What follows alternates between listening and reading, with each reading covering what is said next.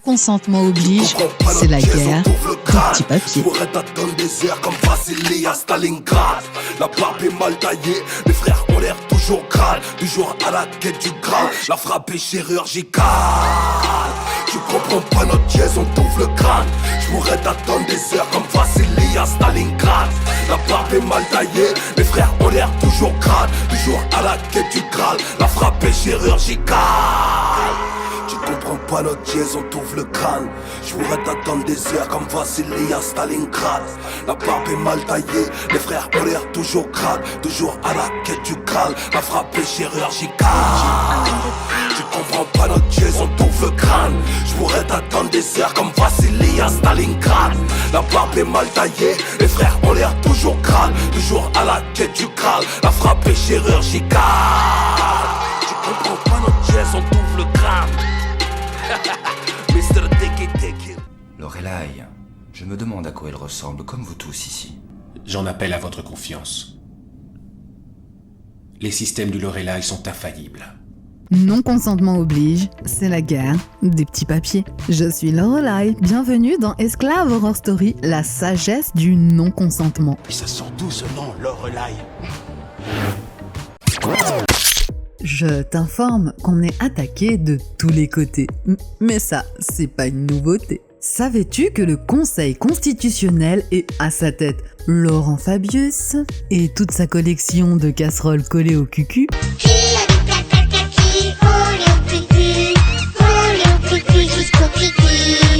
Eh bien, ils ont rendu une décision concernant l'école à la maison. La décision est toute fraîche. Elle date du 13 août. Aïe aïe aïe, je viens de mettre mon nez dedans. Eh bien, tu vois, je suis fâché.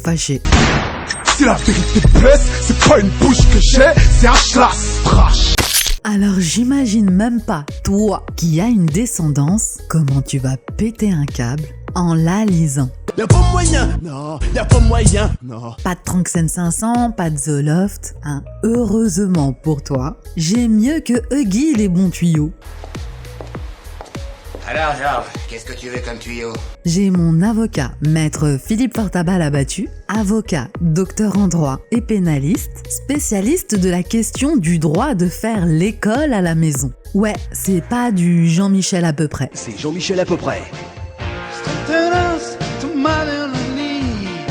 Donc toi, mon guerrier au petit papier, qui ne consent pas à tout ce cirque et à te faire violer comme ça là, violer tes droits, non-consentement oblige mon frère, y a rien à faire. Non-consentement oblige mon frère, y'a rien à faire. Dans mon think tank Discord.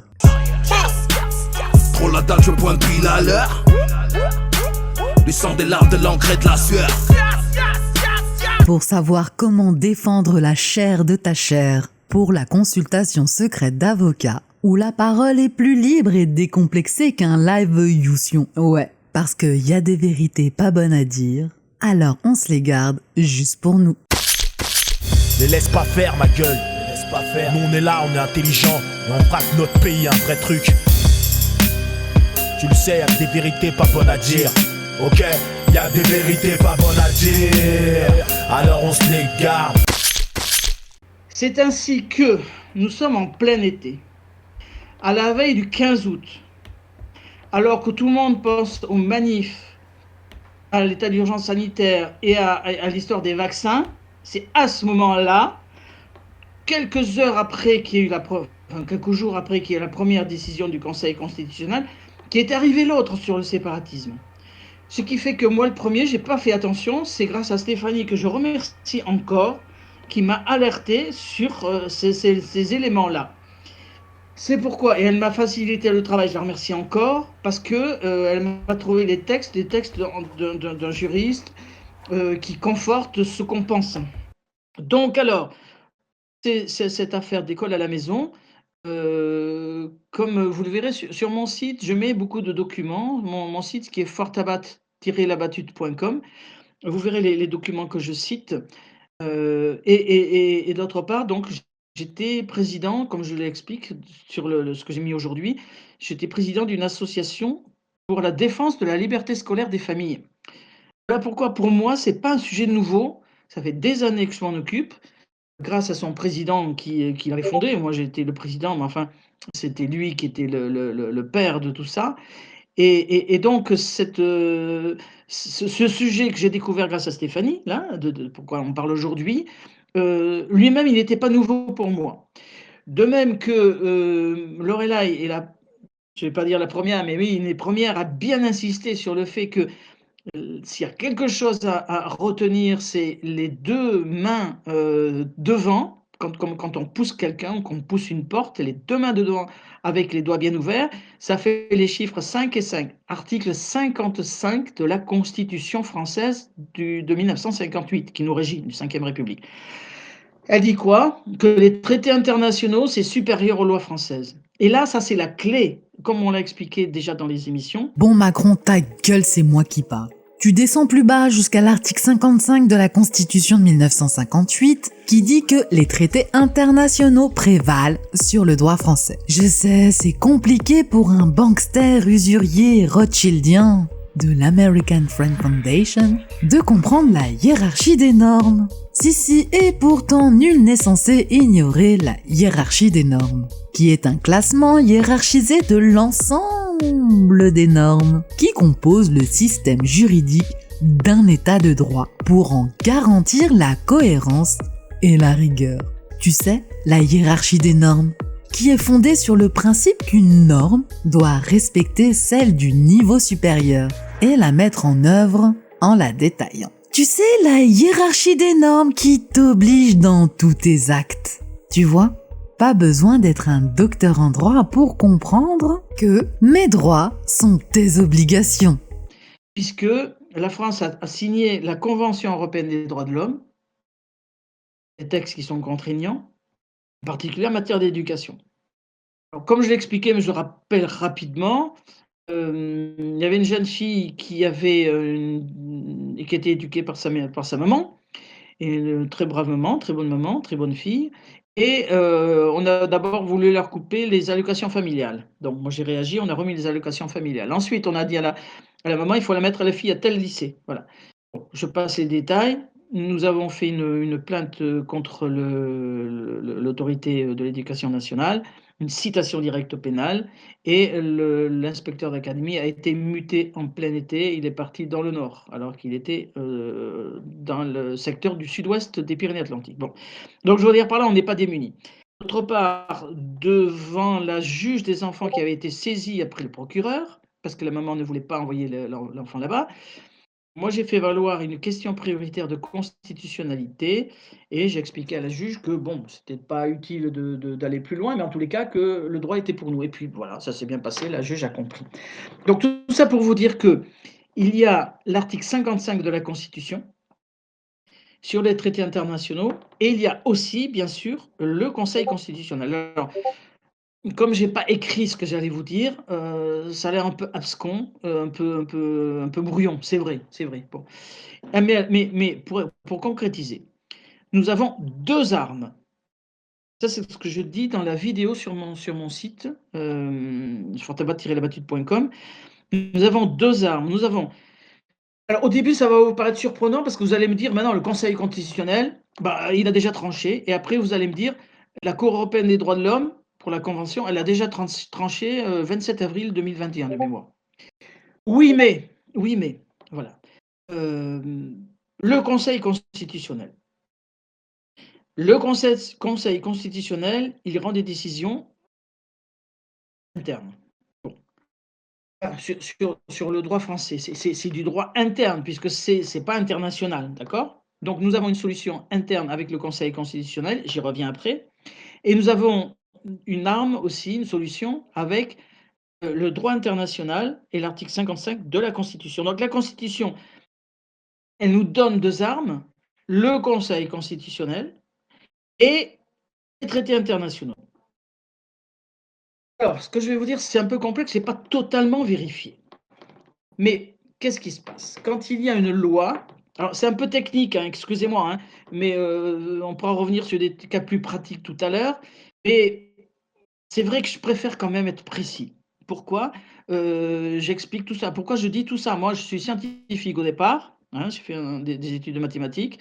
Ensuite, je suis historien, avant d'être juriste. Un historien, il doit porter les preuves de tout ce qu'il dit. Le juriste, il applique la loi. Voilà pourquoi je vais vous donner des informations un peu techniques. Alors, ces informations techniques, c'est quoi? Il y a un certain temps, alors moi je me battais avec, mon amie Martine et avec, une association dans le sud-ouest pour que la France puisse saisir en France, un citoyen puisse saisir le Conseil constitutionnel parce que c'est assez récent. Avant, on ne pouvait pas. Donc à l'époque, on se battait en disant: «Nous voulons, nous, que les citoyens, comme aux États-Unis avec la Cour suprême, puissent saisir le Conseil constitutionnel».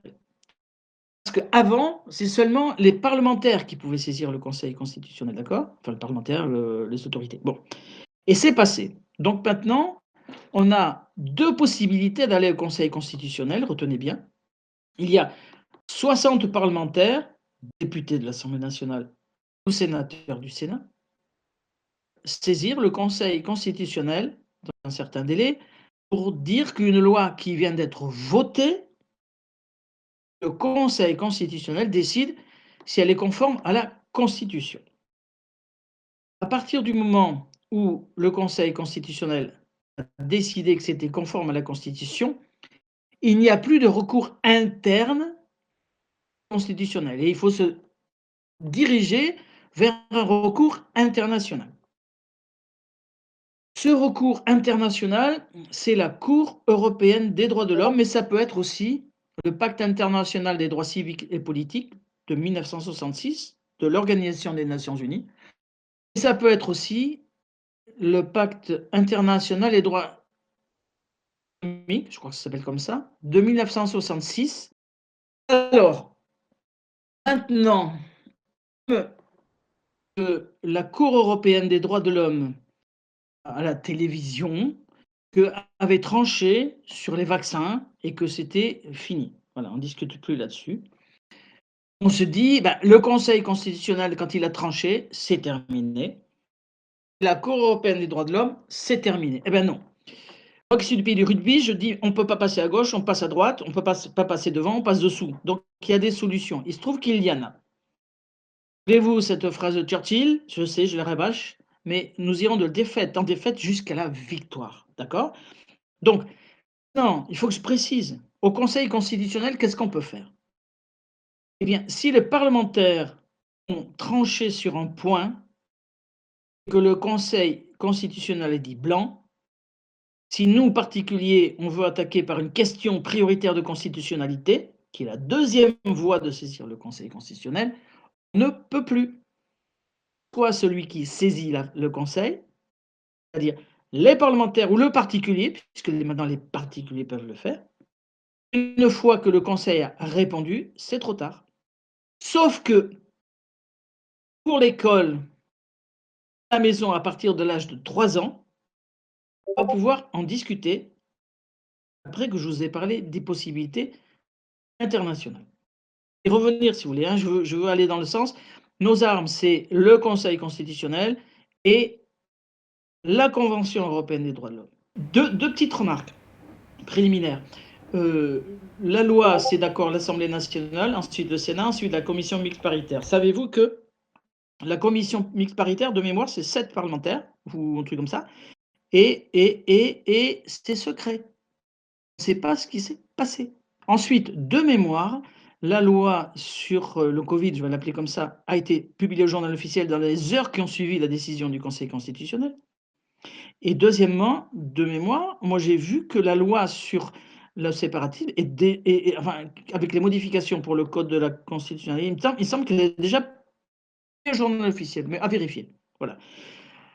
Alors maintenant, je viens sur le deuxième aspect du Conseil constitutionnel par rapport à la loi sur le séparatisme et l'instruction en famille.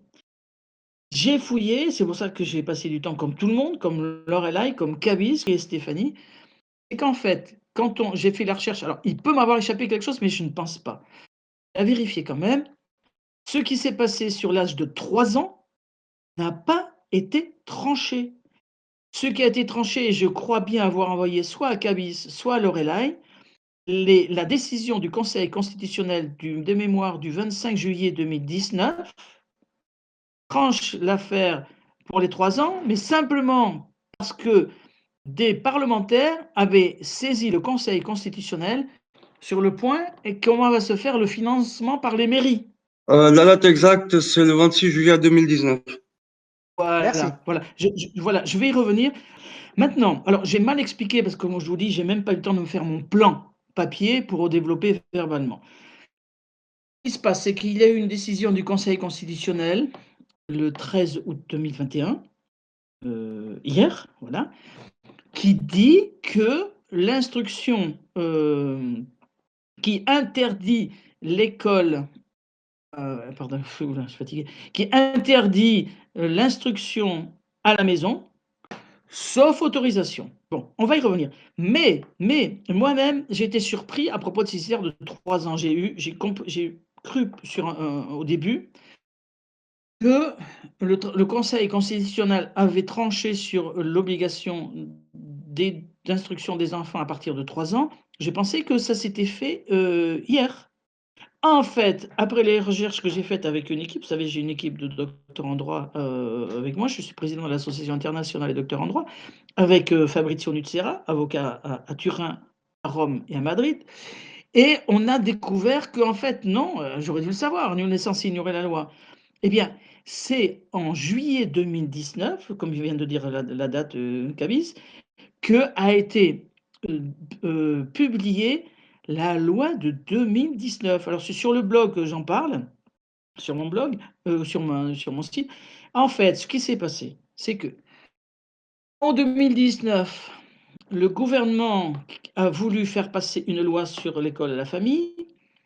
Évidemment, alors, il y a certaines choses qui étaient censurées, mais c'est toujours pareil, qui veut peut le plus, peut le moins. Moi, je pense que c'est une tactique gouvernementale de mettre beaucoup de choses dont on sait d'avance que le Conseil constitutionnel va les censurer et pendant ce temps, vous ne voyez pas, vous êtes tout content, le Conseil constitutionnel a censuré tel truc, mais il y a d'autres choses qui sont passées quand même. Et alors, ce qui s'est passé, c'est que la loi donc de 2019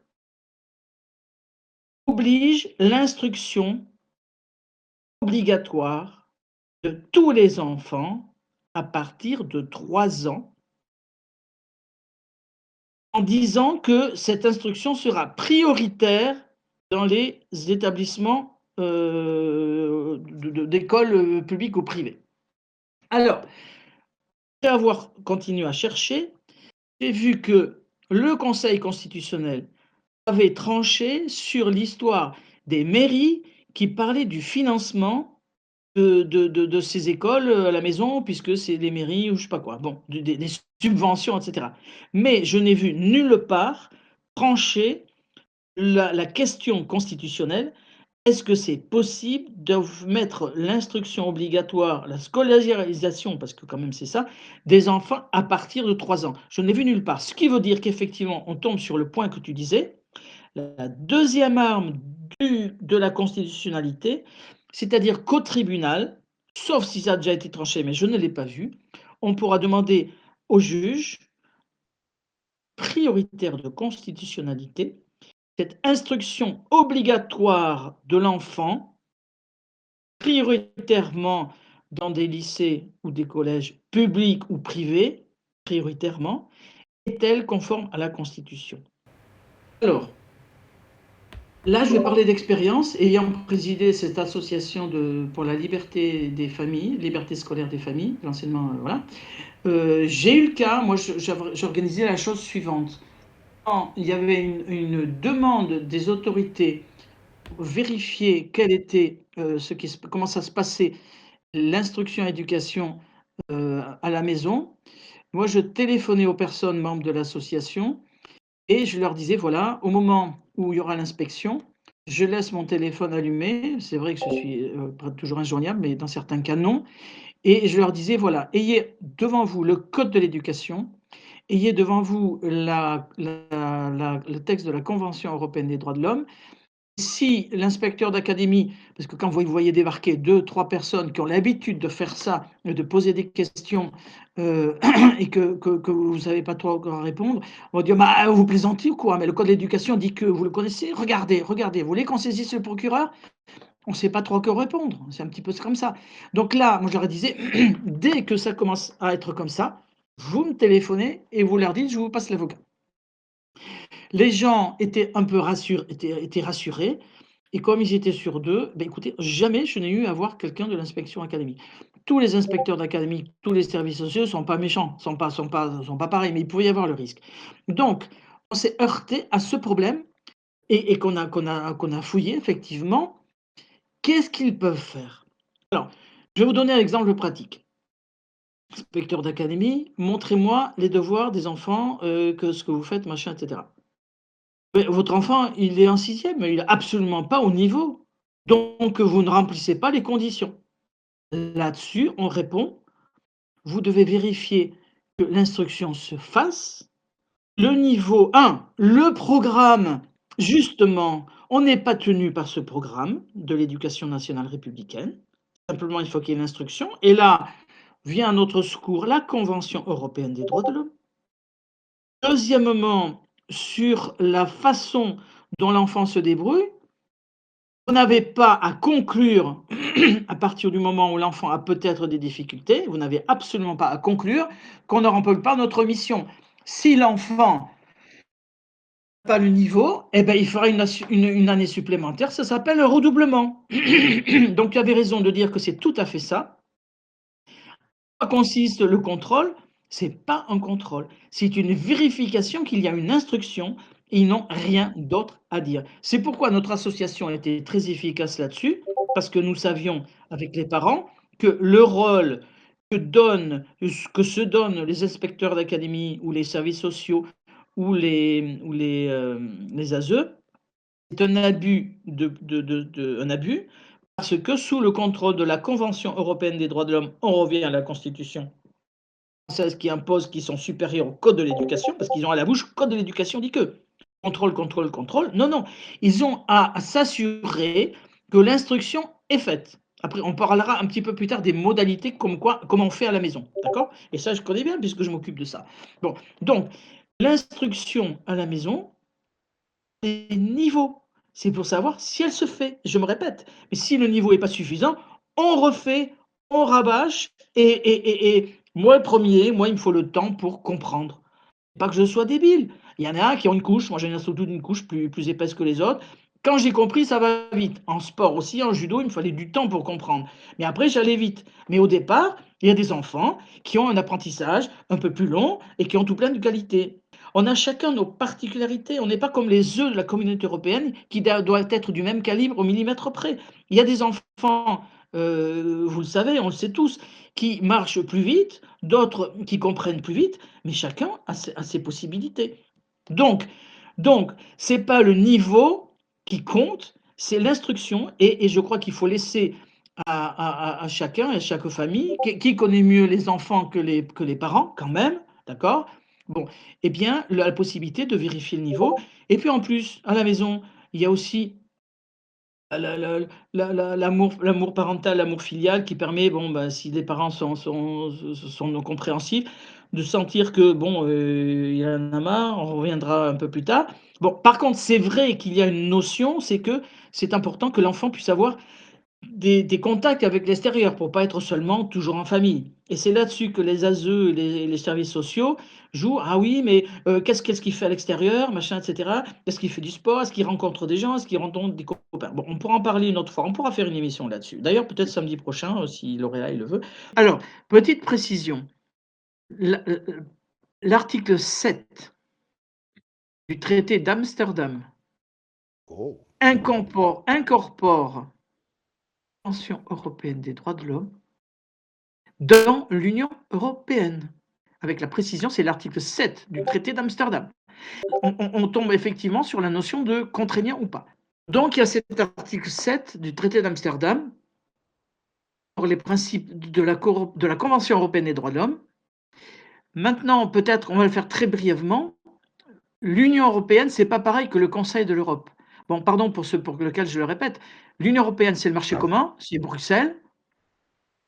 Et tandis que le Conseil de l'Europe, c'est des nations dont la Russie, qui ne fait pas partie du marché commun. Donc, comme les deux ont le principe de la séparation des pouvoirs, dans l'Europe de Bruxelles, il y a la Commission pouvoir exécutif à Bruxelles, présidence, tout ça. Il y a le Parlement qui est à Strasbourg, comme la Cour européenne d'ailleurs. Bon, le Parlement qui est à Strasbourg, et il y a la Cour de justice de l'Union européenne qui est à Luxembourg. Effectivement, et on n'y pense pas parce que les avocats, on est fâchés avec l'international, et moi-même, j'y pense pas assez. Voilà, mais c'est tout à fait possible. Il y a quelqu'un qui s'en est beaucoup servi, c'est un autre domaine, c'est Claude Reichmann sur le principe de la primauté de la liberté sociale et qui dit qu'on a le droit de s'assurer dans les États étrangers, ne pas passer par l'URSSAF, la MSA, la RSI, etc. Donc c'est par l'Union européenne et la France était d'ailleurs faite condamner pour manquement d'État, c'est grave, hein, par l'Union européenne, par la Cour de justice de l'Union européenne de Luxembourg, pour manquement d'État, défaut de transcription d'une directive communautaire sur la liberté de l'assurance sociale. Effectivement, on se penche, nous, enfin certains, on se penche beaucoup, en particulier avec une équipe de docteurs en droit internationaux, avec Fabrizio Nucera, sur le fait qu'il faut faire aboutir ces textes internationaux, les faire respecter, parce que ça n'allait pas assez. Notre arme, c'est l'article 55 de la Constitution qui dit, oui, c'est un peu vulgaire dans le bon sens du terme, de dire que les textes internationaux écrasent le droit français s'il y a une incompatibilité. Alors, effectivement, depuis quelque temps, il y a un juge qui s'appelait Costa, qui était très influent à la Cour européenne des droits de l'homme, qui applique les textes de la Convention européenne des droits de l'homme. Et les Français ont eu beaucoup d'influence. Et en gros, avec les spécialistes avec lesquels on travaille, on se rend compte que la Cour européenne des droits de l'homme, ça a été bien, mais maintenant, c'est plus ça. La preuve, c'est que sur les vaccins obligatoires, ils auront une décision le 27 avril 2021. Et c'est pourquoi on se tourne de plus en plus vers l'ONU. Mais c'est vrai qu'on est sur la Cour européenne des droits de l'homme. Et en fait, il y a d'autres solutions. C'est l'Union européenne, comme tu dis, de Luxembourg et l'Organisation des Nations Unies. Alors, c'est le Comité des droits de l'homme, etc., etc. Donc là encore, ce sont deux armes qui viennent de l'article 55 de la Constitution. Les traités internationaux écrasent le reste. Nos armes, c'est la Constitution et ça nous donne une autre arme. La Constitution française nous donne deux armes. Le Conseil constitutionnel et l'article 55, les juridictions internationales. Textes internationaux, je dirais. Textes et juridictions internationales. Bon. Je reviens très rapidement. Sur le Conseil constitutionnel, on a la première arme, et les parlementaires qui saisissent, qui rendent une décision. Et si le Conseil n'a pas été saisi d'un autre point, c'est la question prioritaire de constitutionnalité qu'on pose dans les juridictions françaises, au tribunal pénal, civil, commercial, etc. Voilà, ça c'est pour les deux armes. Ensuite, sur l'article 55, sur les textes et les traités internationaux, nous avons, je dirais, les textes et il y a les juridictions. Il y a, au niveau international, soit on choisit une juridiction, soit, tiens-toi bien, tenez-vous bien, on demande aux juges français, sans avoir besoin de saisir la Cour européenne ou la Cour internationale, on demande aux juges français d'appliquer l'article 55 parce qu'il y a une contradiction par rapport à la Convention et on ne passe pas par les juges internationaux. Alors, donc là, on est sur quelque chose de très important, c'est-à-dire c'est le contrôle. Non, on ne saisit pas la juridiction internationale. Sur le premier cas que je citais, on agit sur les textes. Ces textes, c'est par exemple la Convention européenne des droits de l'homme, les textes de l'Union européenne, ou du pacte. Donc pour nous, on demande aux juges français de faire un contrôle textuel. On a un exemple, puisque une loi bancaire qui était votée, qui a été l'objet d'une confirmation de validation par le Conseil constitutionnel français, eh bien, un juge d'un petit tribunal, je dirais, mais ce n'est pas péjoratif, a dit non, moi je fais un contrôle, non pas de constitutionnalité, c'est fait, mais un contrôle de conventionnalité par rapport à l'article 55.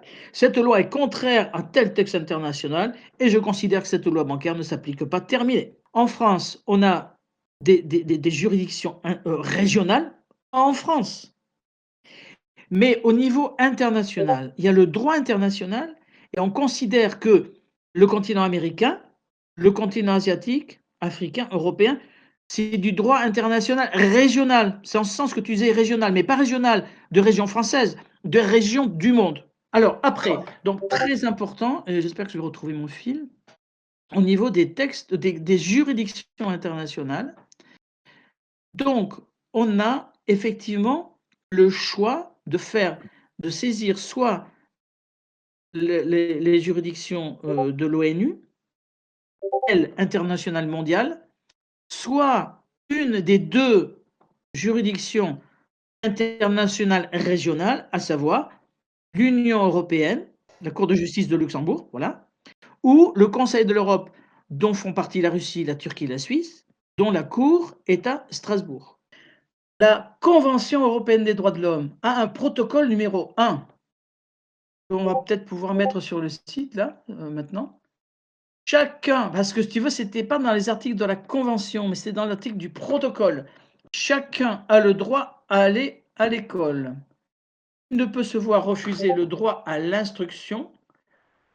Ce droit est indispensable aux autres droits de l'homme, à la liberté et à l'indépendance de toute personne. Se doit de respecter le droit des parents d'assurer cette éducation et cet enseignement conformément à leurs convictions religieuses et philosophiques. C'est pas beau ça? Alors, excusez-moi, au fur et à mesure, je vous mets les textes dans le fil de discussion questions pour l'avocat. Si vous voulez les consulter, vous pouvez les lire en même temps. Et si vous me permettez, tu me diras, Philippe, mais j'ai 2 ou 3 questions qui sont un peu plus terre à terre et des petits cas pratiques à te soumettre. Pardon, je voudrais avant, j'ai peur d'oublier, c'est très important. D'accord, d'accord. À propos de l'épuisement des voies de recours internes. Là encore, il faut savoir que ce n'est pas perdu. On revient pour quelque chose d'assez particulier, mais qu'on va reprocher à un enfant qui est nul, qui comprend rien, machin, etc. Donc je veux dire par là, il y a des gens qui sont considérés comme nuls, plus que nuls, physiquement, intellectuellement, et qui sont extraordinaires. Donc maintenant, pour revenir sur le point de l'épuisement des voies de recours internes, après avoir évoqué ce point que l'ASE va dire votre enfant il est nul. Non, on peut citer des exemples, et il n'y en a pas, il y en a pas, il y en a pas qu'un, il y en a 36 000. Bon. Donc, l'épuisement de vos recours internes est une notion extrêmement importante dont on va se servir pour vous dire vous ne pouvez pas. Bien. Je donne l'exemple pratique pour mieux faire comprendre. Après on verra le texte. Cour de cassation. Vous n'avez pas le droit de vendre une voiture parce qu'elle a plus de 3 ans, je dis n'importe quoi, mais un exemple qui me vient à la tête. On dit vous n'avez pas le droit de vendre la voiture si elle a plus de 3 ans. Vous avez épuisé les voies de recours internes. Et vous pouvez aller directement. Oui, c'est-à-dire que votre adversaire ou le tribunal va vouloir vous dire, il y a vous dites je veux vendre la voiture, elle a plus de 3 ans.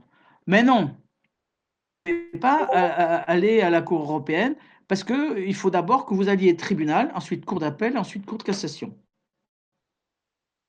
C'est seulement une fois que vous aurez fini tout ça, c'est-à-dire dans 15 ans, que vous pourrez aller à la Cour européenne des droits de l'homme. Donc ça décourage. Ou à l'ONU, d'accord? Ou à l'Union européenne. Si vous trouvez déjà une jurisprudence de la Cour de cassation qui dit il est interdit, on confirme que la loi dit qu'il est interdit de vendre une voiture qui a plus de 3 ans, vous avez épuisé les voies de recours internes. Comme je vous le disais tout à l'heure, au niveau du Conseil constitutionnel, 2 armes. Soit le Conseil saisi par des parlementaires, mais c'est pas bon, soit le Conseil constitutionnel qu'on demande de saisir par une question prioritaire de constitutionnalité. Parce que si le Conseil, par rapport à la loi de 2019 qui dit l'école à la maison, c'est abaissé de 6 ans à 3 ans, d'accord? Les parlementaires l'ont saisi sur le financement par les mairies, les subventions. Mais ça n'a pas été fait. Donc il nous reste la deuxième arme, qui est de saisir le juge par une question prioritaire de constitutionnalité. L'éducation obligatoire à la maison, c'est contraire à la Constitution. Ça, c'est pour le Conseil constitutionnel, les 2 voies, V-O-I-E-S. Pour le droit international, on a 2 voies, et tu parles effectivement des 2. Il y a la voie, et là, je ne sais pas s'il faut bien faire expliquer la petite nuance qui n'est pas forcément évidente au départ. 2 possibilités. Soit attaquer au bout d'un moment la Cour attaquer dès le début en demandant aux juges français, sans avoir besoin d'aller dans les cours. C'est votre boulot. Enfin là, je le dis un peu vulgairement, moi qui dis qu'il ne faut pas mettre des mots, ouais, mais bon, je le dis vulgairement. Vous, juges, vous êtes chargés d'appliquer la loi. Dans la hiérarchie des normes, le summum, c'est la Constitution, article 55. Quand il y a un conflit, c'est l'international qui prime. La Convention européenne des droits de l'homme, le protocole numéro doit respecter les Numéro un. conditions, l'éducation. Voilà, le protocole que vous avez vu nous dit ça. Donc vous devez juger, vous, juge, en raison de ces textes-là.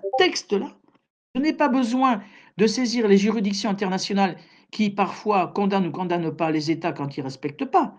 Je vous demande de juger et vous avez la possibilité de faire ce contrôle du droit international. Donc le juge ne peut pas statuer ultra petita. Vous demandez quelque chose au juge, il est obligé de statuer, mais si vous ne lui précisez pas la question, eh bien, il n'est pas obligé de statuer. Donc il faut vraiment invoquer le texte, c'est-à-dire il faut commencer les écritures, enfin, c'est-à-dire les conclusions, les documents écrits qu'on donne au juge, ou verbalement bien précisé, en demandant au greffier d'acter, de noter ce que vous demandez. La phrase joker, c'est au visa de la Convention européenne des droits de l'homme, au visa de l'article tant du pacte économique et social C'est ça la clé européenne. Au visa, un visa, comme un visa touristique, au visa AU, VISA. V comme Victor, I comme India, S comme Sierra, A comme Alpha. Visa. Ça veut dire au vu de, mais ça se dit en latin, enfin le mot visa. Au visa de l'article temps, de l'article, le protocole de machin, etc. Article 14 de je sais pas quoi. D'accord? Dès le début, on commence comme ça, au visa 2, au visa 2, au visa 2, l'article 55 de la Constitution française, au visa 2, etc. D'accord. Je continue tout de suite, j'ai peur d'oublier. En préalable. Là, je parle de la procédure. Que la France n'a pas le droit, etc., c'est autre chose. Et savoir où on attaque, comment on attaque, après autre chose et sur quoi on attaque, j'y reviendrai après. C'est très important. Le problème, c'est qu'on ne prend pas de notes, puis on parle verbalement, donc je ne me rappelle plus trop ce que je voulais dire, mais je vais le retrouver. Donc, les juridictions... Oui, c'est ça. Attention, c'est complexe. Autant j'ai dit tout à l'heure, on a via Electa une voie, soit je vais une voie à New York pour l'ONU, ou je vais à Luxembourg pour l'Union européenne, c'est une autre voie, une autre via, ou je vais à Strasbourg pour la Cour européenne des droits de l'homme. Donc, una via electa. Je choisis une des voies. Je ne peux pas prendre ni avant ni après plusieurs. C'est une que je choisis. Ça, c'est très important. Attention. Tu disais au visa 2. Là, c'est complètement différent. Quand on écrit au juge, conclusion, requête, là, écoutez bien, je suis sûr à 99%, je peux me tromper, mais ça m'étonnerait. Là, on a le droit de viser plusieurs textes. Les textes de l'ONU, et les textes de l'Union européenne, et les textes du Conseil de l'Europe, de la Convention. On ne dit pas unus textus electus, je ne sais pas le mot, voilà. On dit une voie. Donc, on choisit telle juridiction, sous-entendu, c'est normal. Si on en choisit une, voilà, on ne va pas aller sur 40 000. Tandis qu'un texte, on peut, et à mon avis, il faut mettre tous les textes. C'est pour ça que cette émission d'aujourd'hui. Bah oui, quand on tire, on raconte pas sa vie. Et j'aime bien la phrase aussi que tu m'as dite aussi, c'est faut pas mettre des balles de M16 dans une Kalachnikov. Donc faut savoir vraiment les textes qu'on vise en fait. Et à qui on les adresse. Mais du coup, il me vient une idée.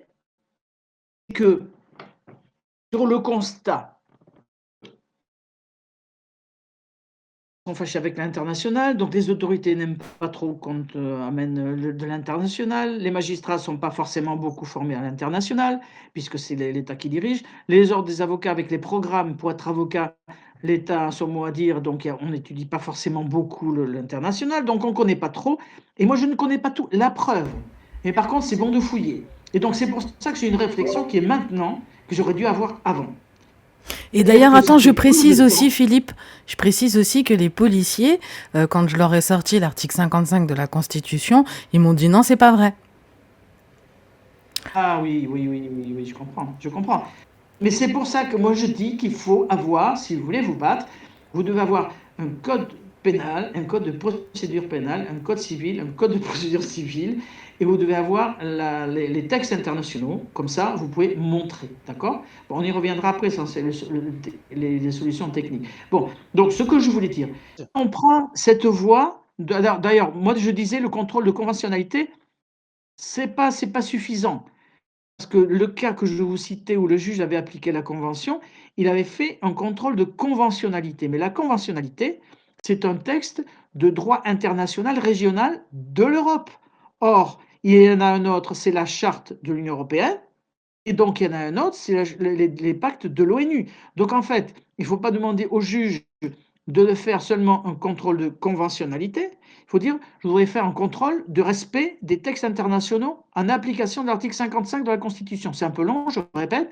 Le tribunal ou la Cour, il lui est demandé de faire un contrôle du respect des textes de protection des droits de l'homme, à savoir au visa de Tata.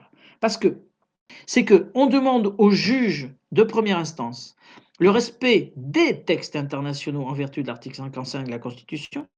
Si le juge ne veut pas, on va à la cour d'appel, à la cour de cassation. Mais dans la mesure où dès le début on fait ça, le système, le régime, je dirais, qui veut nous obliger à faire toutes les voies de recours internes dans 5 ans, 10 ans, va voir que dès le début, on l'invoque, donc où le juge nous le donne, mais après, quand la Cour de cassation a refusé, ça nous permettra d'aller à la juridiction. Et comme on aura invoqué les 3 juridictions, ils ne sauront pas d'emblée quelle voie on choisira. Donc c'est une deuxième cartouche qu'on peut tirer après. Oui, alors les juridictions de l'ordre judiciaire, je vais à la Cour de cassation, comment elle s'est divisée. Il y a les 3 juridictions civiles, il y a la juridiction pénale, il y a des juridictions commerciales et les juridictions sociales. Mais tout ça, termine à la Cour de cassation. Ensuite, dans les juridictions de l'ordre administratif, il y a le tribunal administratif, après il y a la Cour administrative d'appel, et après il y a le Conseil d'État. Vous voyez, c'est divisé en 2 juridictions.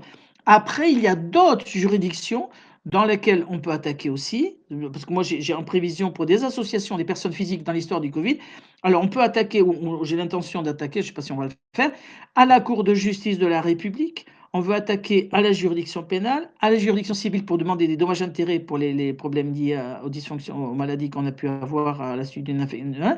Il y a les juridictions administratives, comme le Conseil d'État, qui est l'affaire au Schwartz, a condamné l'État à indemniser une personne suite au vaccin de l'hépatite B. Et il y a les juridictions internationales. Mais en gros, les 2 ordres de juridiction, c'est ça. Hein, c'est les juridictions de l'ordre judiciaire et les juridictions de l'ordre administratif. Alors, les avocats de Paris ont dit qu'il y a une erreur du menuisier. Le menuisier, c'est celui qui fait les parquets et les bois et tout ça, les estrades. Et les avocats de Paris ont dit c'est une erreur du menuisier, s'il vous plaît. Enlevez les procureurs qui plaident en ayant une 40-50 cm d'estrade, alors qu'ils sont comme nous avocats. Ils sont pas des juges. D'accord ? Il faut bien montrer que le parquet, bien, ce n'est pas normal qu'il soit sur une estrade. Alors pourquoi on dit le parquet? Alors, il y en a qui disent qui pourraient dire le parquet parce qu'il est debout. Ça s'appelle la magistrature debout, parce que le procureur de la République, qui défend l'intérêt de l'État, il doit se lever quand il parle. Moi, ça m'est arrivé une fois, le procureur général ne se levait pas. Je lui dis, vous levez quand vous parlez. Il n'était pas content, mais il s'est levé. Le procureur doit se lever. On appelle ça la magistrature debout. En fait, l'article 55.5 du statut de la magistrature dit que les membres du parquet, c'est les Harry Medvedev et Moulin, doivent obéir au ministre de la Justice. Donc moi, j'aurais tendance à dire qu'ils sont plutôt la magistrature couchée que la magistrature debout. Bon, mais ce sont les procureurs qui doivent se lever, et c'est pour ça qu'ils sont sur une estrade en bois. C'est le parquet, ils sont sur le parquet. Sauf que les avocats de Paris disent, ils ne sont pas des juges, ils doivent être au même étage que nous et non pas sur une estrade. Mais en gros, le parquet, ça veut dire parce qu'ils sont sur le parquet en bois. C'est ça que ça veut dire, le parquet. Voilà, ils sont à ras du sol, niveau caniveau. Oui, alors, c'est le statut, c'est De Gaulle, qui, comme Bonaparte est un dictateur, a fait une constitution qu'il a fait préparer par Michel Debré, et qui était celle qu'il a prise par ordonnance le 22 décembre 1958, et dans son article, donc dans cette constitution qu'il a faite, d'octobre 58, On ne parle plus de pouvoir judiciaire, séparation des pouvoirs, Mais on parle simplement d'autorité. d'autorité judiciaire, d'autorité, pour diminuer le rôle des juges. Ils ne voulaient pas que les juges puissent, puisqu'ils voulaient dicter comme Bonaparte, hein, ils ne voulaient pas que les juges interviennent. Bon, donc c'est plus que l'autorité judiciaire, et comme si ça ne suffisait pas, De Gaulle a mis l'article 5 du statut de la magistrature du 22 décembre 1958 en disant que les membres du parquet, alors faut Placés sous l'autorité de l'État. Ministre de la Justice et le contrôle. Oui, non, mais les termes, il faudrait les sortir, les mettre là. On a fait une vidéo sur ça en fait. Oui, mais là, si on pouvait le mettre, parce que j'ai pas les mots en tête. Moi, je les ai. Voilà. Sur mes trois disques durs, je sais pas où ils sont. Non, mais il faut simplement taper sur. Non, mais je le mettrai au montage, Inch'Allah, t'inquiète. D'accord.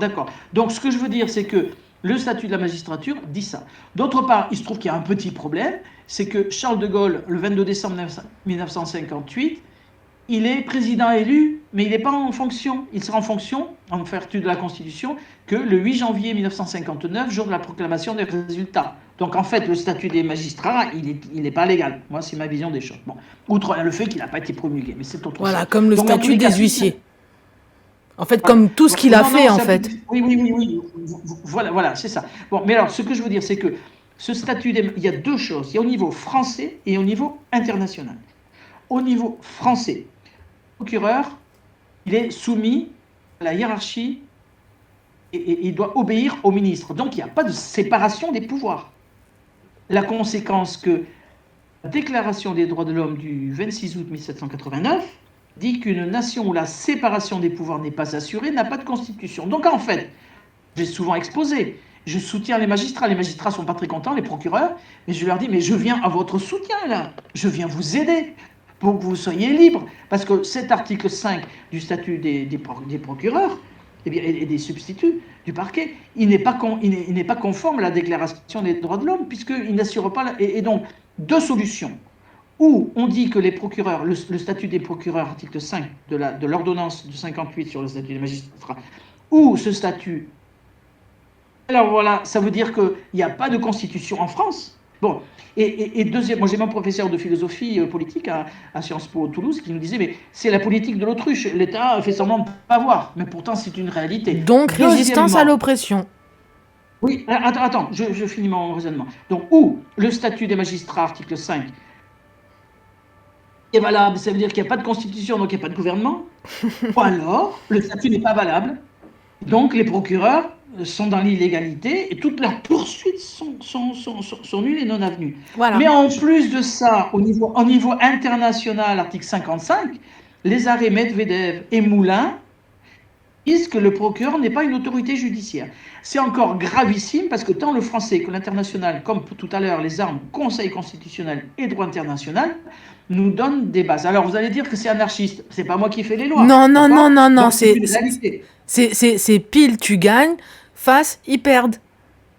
Le procureur, il doit donner son avis. Dans les affaires de divorce ou de changement de nom, il doit donner son avis. Procureur, il s'occupe pour la nation.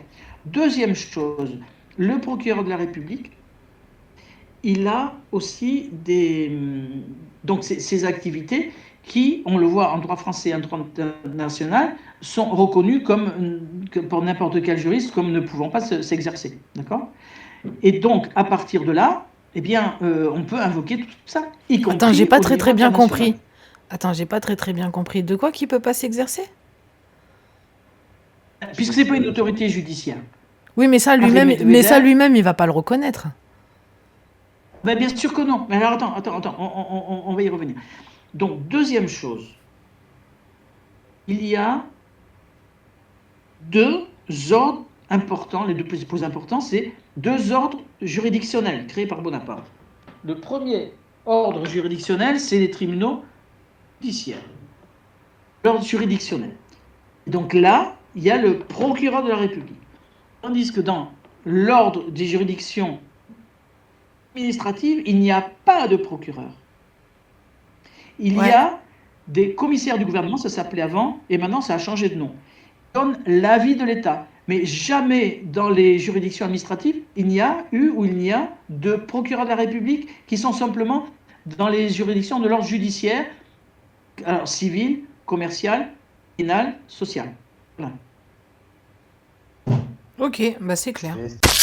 Quelles sont les procédures qu'on pourrait faire, les actions de groupe qu'on pourrait faire tous ensemble?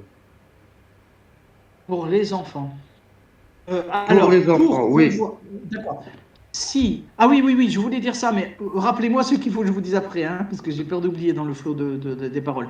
Je dirais texte, on va inventer, parce qu'on n'entend pas parler. Et il faut savoir que le droit administratif, c'est pas ça qui donne beaucoup de boulot. Alors on devient fonctionnaire, d'accord, mais pour les avocats, pour avoir des clients en droit administratif, c'est pas évident. Le droit constitutionnel, c'est pas évident non plus. Donc il n'y a pas beaucoup d'avocats qui connaissent, qui ont étudié le droit constitutionnel. Ça n'apporte pas de clients. Donc les avocats ne sont pas formés en droit international, ou pas trop. Mais les avocats, ce qui donne à manger, c'est quoi? C'est le droit privé, c'est le droit pénal, c'est le droit social, c'est le droit commercial. Bon. Donc il n'y a pas beaucoup d'autres choses. Donc le droit administratif, ça donne pas grand-chose. Bon. Donc c'est pour ça que c'est pas très connu. Bon. Le droit administratif, c'est quand même intéressant parce que ça permet d'obtenir des condamnations ou des indemnisations. Pour revenir à la question de Cabis, qu'est-ce qu'on fait par rapport aux enfants? Ce qu'il faut savoir, c'est que pour attaquer en justice, il faut avoir quelque chose à attaquer. On ne peut pas aller sur le judiciaire comme ça, parce qu'il faut qu'il y ait une décision qui nous fasse grief, qui nous porte tort. Voilà. Donc c'est seulement à partir du moment où on a une décision qui nous porte tort, évidemment, qu'on va pouvoir aller à une juridiction. On va attaquer où? À une juridiction. On va attaquer quoi? La chose qui nous embête, ou alors l'auteur de la décision qui nous embête. Bon. Le juge qu'on va saisir, il va nous donner raison ou pas nous donner raison.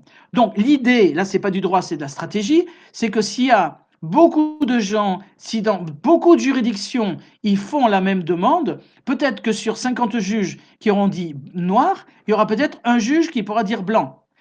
En sachant que pour les juges, c'est très difficile d'aller contre ce qui se passe parce que leur carrière dépend de ce qu'ils vont dire, ce qu'ils vont faire. Donc on peut rêver qu'il y a des juges qui, pour leur carrière, ont été obligés toute leur vie de prendre des décisions qui ne leur plaisaient pas. Ils sont en fin de carrière, ils sont peut-être un peu plus libres.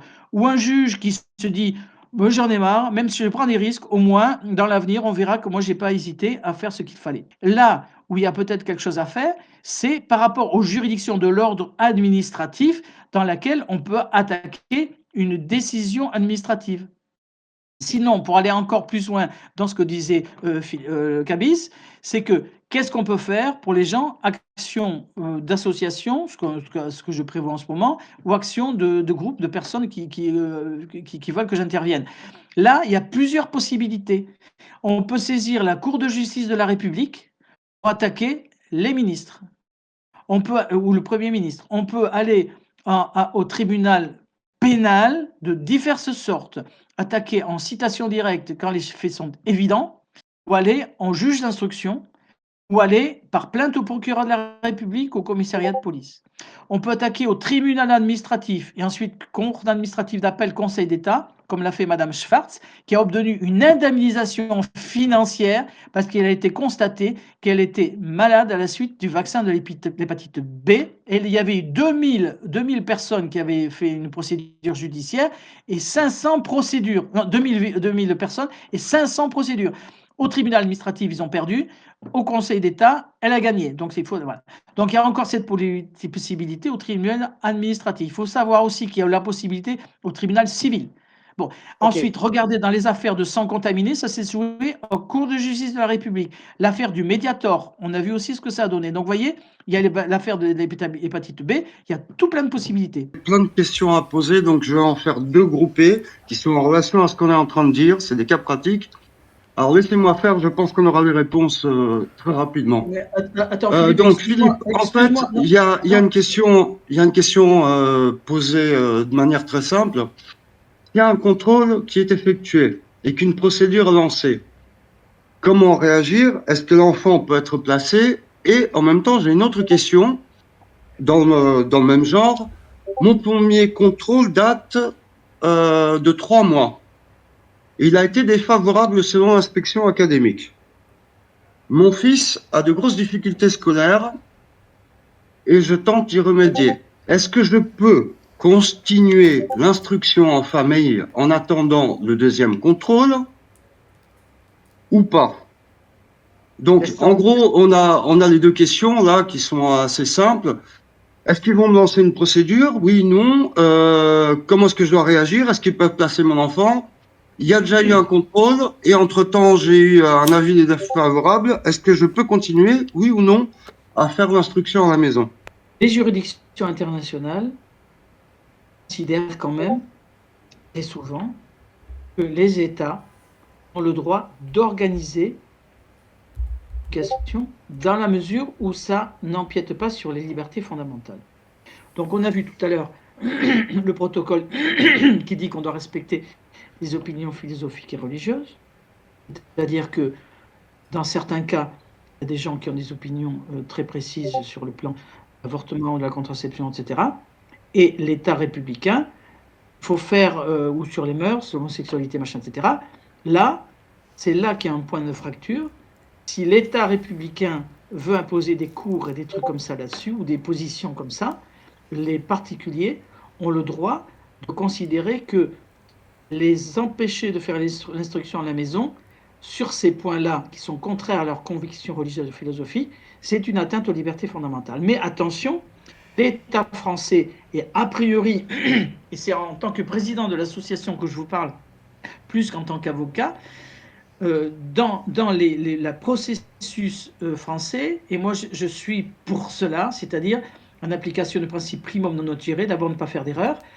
Il s'agit, je fais un préambule rapide, de ne pas être dans un déni de réalité. L'État français, a priori, est conforté par les textes internationaux. Donc, il a mis en place une procédure pour faire l'instruction à la maison. Et moi, je dis qu'il faut la respecter. Sinon, c'est bien joli, mais on va engraisser les avocats à vous défendre. Donc, ce processus-là, il dit, en tous les cas, jusqu'à ce jour, pour les enfants de plus de 6 ans, si vous voulez faire l'instruction à la maison, il faut que vous fassiez une déclaration à la mairie, il faut que vous fassiez une déclaration à l'académie. Moyennant quoi, vous pouvez avoir, et vous aurez sans doute des contrôles. Et ces contrôles, après, il faut pouvoir savoir, avoir des armes juridiques. Et là, on en parlera une autre fois, ou après, si vous voulez, ce qu'il faut faire, ce que j'ai fait, ce qu'on a organisé avec l'association de défense de la liberté des familles pour la liberté scolaire. Et donc, il faut respecter ça. Sinon, on a le procureur et l'ASE qui ont. J'ai le cas d'une famille formidable, des gens extrêmement charmants qui nous écoutent peut-être ce soir, dans le sud-est de la France. Ils ont eu, pendant le confinement, ils faisaient merveilleusement en famille l'éducation, l'instruction des enfants, et sauf qu'ils n'ont pas répondu aux demandes alors je ne sais plus exactement précisément, soit du procureur, du service sociaux, alors que, en fait, il y a eu un malentendu. Ils avaient fait ce qu'il fallait, mais apparemment ça suffisait pas. Donc, on s'est retrouvé devant le juge des enfants. Et là, on a expliqué avec leur accord que, bon, il y avait peut-être un malentendu, mais de toute façon, dans la mesure où les déclarations sont faites, il n'y a pas de suite. La suite avec un abus de pouvoir,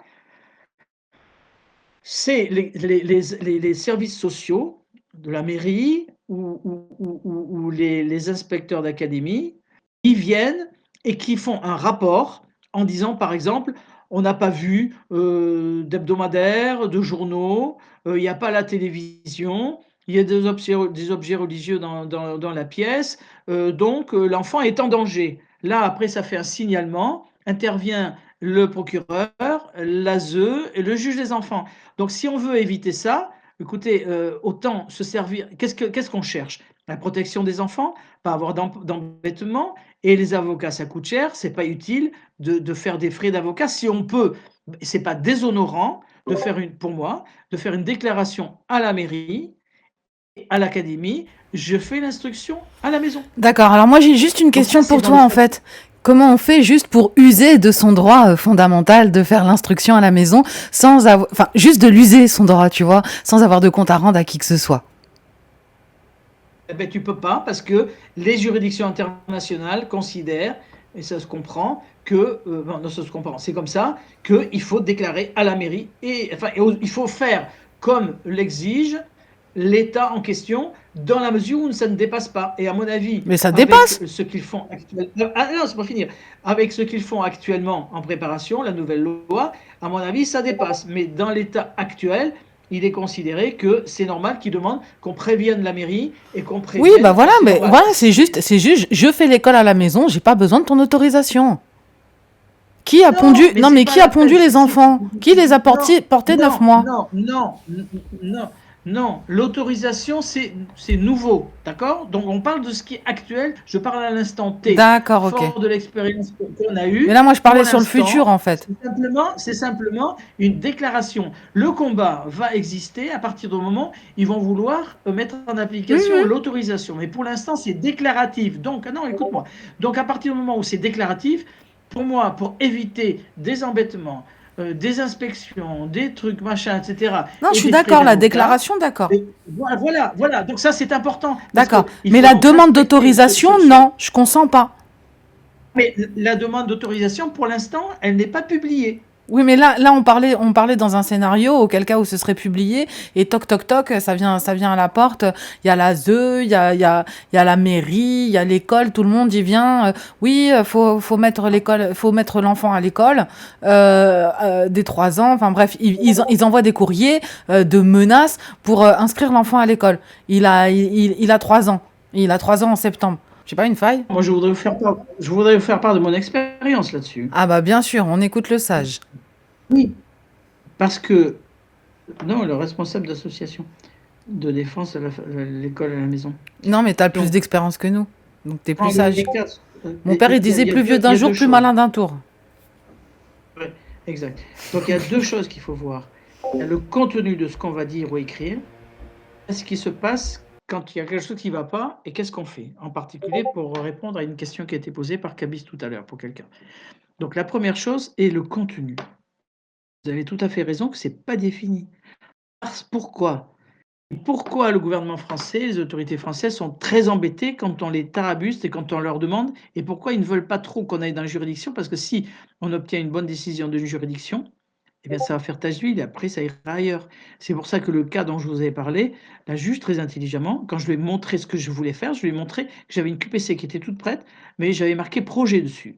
Elle a compris que si ça partait après, tôt ou tard, on gagnerait à la juridiction européenne. C'est pourquoi je vous citais ces textes européens, y compris le protocole de la Convention de la Cour européenne, enfin, du Conseil de l'Europe, avec la Convention. C'est les textes de l'Union européenne qui sont très intéressants, que je ne connaissais pas en ce sens, et ceux de l'ONU. Donc, le contenu, il n'est pas défini. Et pourquoi? Parce que l'État français a peur de se faire claquer, en particulier, et je rejoins ce qui a été dit tout à l'heure, si on a une bonne défense juridique, en amont, par un petit livret qu'on pourrait faire, etc. L'avocat, je répète, ça a un coût. Donc, il faut essayer quand même de réduire les coûts. Donc, le contenu, et c'est dans les textes, par exemple, du protocole que j'ai lu tout à l'heure, et ça ne doit pas être en contradiction avec les opinions religieuses et philosophiques. Donc, il n'y a pas de définition parce que justement, les textes internationaux ne veulent pas, parce que ça peut différer de l'un à l'autre, et c'est pourquoi on n'a pas de définition, sauf que les autorités françaises, administratives, je dirais par exemple les fonctionnaires des services sociaux, de la mairie, du parquet, enfin, de l'ASE et les juges vont nous dire quelque chose. Mais si on répond bien à ces choses-là par un contenu qui, pour moi, est un contenu international, je reviens sur ce que tu disais, Laura Laye, tout à l'heure, que l'arme 55, il faudrait presque faire un t-shirt, hein, c'est que, étant donné que il faut prendre le problème à l'endroit et pas à l'envers. Donc, on a les fonctionnaires, l'État, en gros, qui a une idée là-dessus. Il n'y a qu'à voir ce que disait le ministre de l'Éducation payant. Donc, pourquoi ce n'est pas défini dans les textes si les membres de l'État ont leur idée? Parce qu'ils savent que s'ils le définissent, ça va être contraire. Et quelle est notre arme? C'est ce que je répète. c'est l'article 55 de la Constitution, et ça, il faut le faire savoir. Et dans l'expérience, c'est pas comme avocat que je le dis, c'est comme conseiller juridique et président de l'association. Il faut faire savoir avec des documents ou une conversation d'avocat ou de juriste aux gens qui viennent inspecter que le texte du Code de l'éducation qui dit que s'il y a un conflit, c'est écrasé par les textes européens, et retenez par cœur le texte, celui que je connais le mieux, du protocole que j'ai cité tout à l'heure, en fonction des opinions philosophiques et religieuses des parents, qui sont les seuls responsables véritables.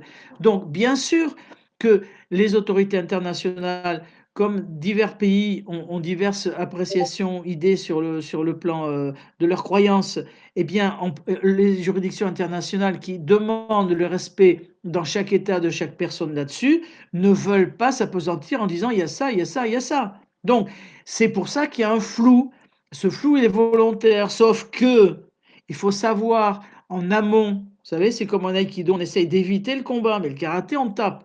Donc, il faut faire savoir aux autorités qui veulent savoir quelque chose ou qui veulent faire quelque chose ou faire des commentaires avant qu'ils aillent plus loin, que nous, en raison de cet article 55 de la Constitution, et par exemple, de ce texte-là, et de nos opinions philosophiques et religieuses font que notre programme d'instruction est le suivant. Il est par exemple hors de question d'étudier certains thèmes comme l'homosexualité, comme l'avortement, comme la contraception, etc., etc.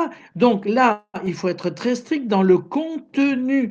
Et le contenu, il est le nôtre de chaque personne qui est interrogée ou qui fait l'objet d'une visite. Et si ce contenu ne plaît pas, il s'agit de prévenir que, allez-y en procédure, faites-nous une procédure, saisissez le juge des enfants, on connaît, saisissez le procureur, on connaît, nous expliquerons la primauté du droit international, de l'article 55 de la Convention, et nous visons le protocole de la Convention additif à la Convention européenne, nous visons cumulativement, c'est-à-dire en plus le texte de l'ONU, nous visons aussi le texte de l'Union européenne, et donc après, ce sont eux qui décideront s'ils veulent aller plus loin. Et s'ils veulent aller plus loin, on tombe dans la stratégie, on va au juge, on marque bien conclusion, on les signe, et on indique nos visas de tel texte, tel texte, tel texte, il y en a 3 par exemple, hein, charte de l'Union européenne, pacte de l'ONU, et convention, protocole de l'Union du Conseil de l'Europe, additif à la Convention européenne, eh bien, ok. Eh bien, alors, si il y a, comme on disait tout à l'heure dans la stratégie, si on cherche, il faudrait centraliser quelque chose. Parce que s'il y a des gens qui ont des inspections, des trucs comme ça, et qu'on saisit un juge, on peut tomber sur un juge qui ne sera pas d'accord et qui appliquera carrément, véritablement le droit. Donc, on n'est pas démuni de moyens d'action. On évoque le point de vue des parents depuis tout à l'heure. Ils ont peur de la PMI. Est-ce qu'ils ont leur droit de vote là-dedans? Est-ce qu'ils ont le droit de dire quelque chose? Oui ou non? Alors, les enfants peuvent être entendus par le juge.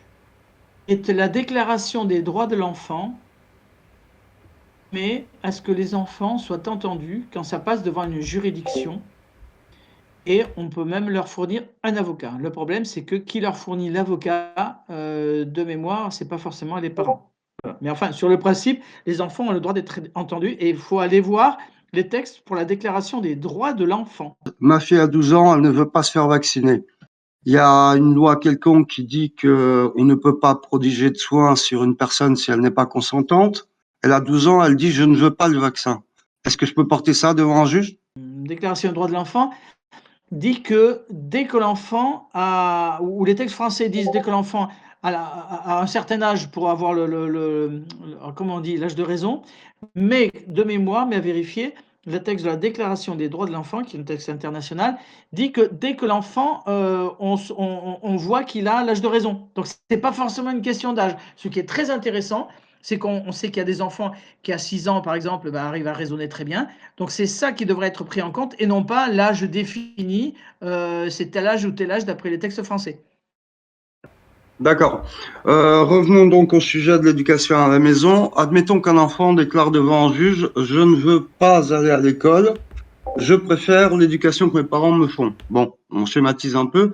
J'ai d'ailleurs un petit témoignage de la part de, bougez pas, ça me revient, de la part de Milko, qui nous dit qu'il a 2 enfants et il y en a un qui a 5 ans d'avance sur le programme. Et maintenant, bah, on aimerait bien le remettre à l'école, mais bien entendu, pas au niveau où l'enfant est, mais 5 ans en arrière.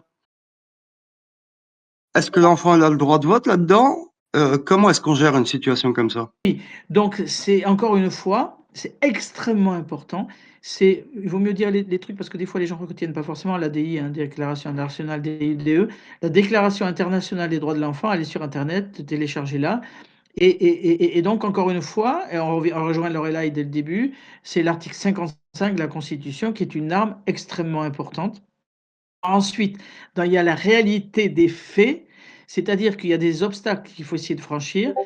Parce que si l'enfant, alors si c'est un enfant qui est placé dans l'ASE, machin, etc., c'est une chose. A priori, c'est le tuteur, enfin, ou c'est si ou les organismes ou le juge qui va désigner l'avocat. Tandis que il me semble bien que si les parents ont un enfant dans ce domaine, dans ce sens-là, qui veut ça, il vaut mieux prendre un avocat qui va être la voix de l'enfant.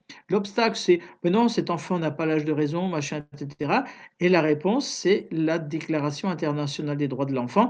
Après, c'est un combat, évidemment, avec, les autorités judiciaires, dans la mesure où elles n'auront pas tendance à écouter et on va automatiquement nous sortir: «Oui, mais l'enfant, il ne peut répéter que ce que disent ses parents». Simplement, l'huissier de justice, c'est une personne qui est une profession libérale. On lui demande de faire un constat, il le fait. Et par exemple, à partir du moment où sur le principe est acquis, l'huissier vient et l'enfant fait des déclarations spontanées. Je déclare vouloir faire des déclarations, en particulier conformément à la Déclaration internationale des droits de l'enfant et par rapport à un problème d'équation d'instruction. L'huissier est ton Je meilleur désire vous ami. la faire devant vous et je désire la faire sans la présence de mes parents, devant vous seul. Après, ça vaut ce que ça vaut. Philippe, J'insiste. c'est pas ce qui est déjà utilisé par certains juges, je pense au JAF, où des fois ils prennent l'enfant à part et c'est le juge lui-même qui lui pose les questions à l'enfant.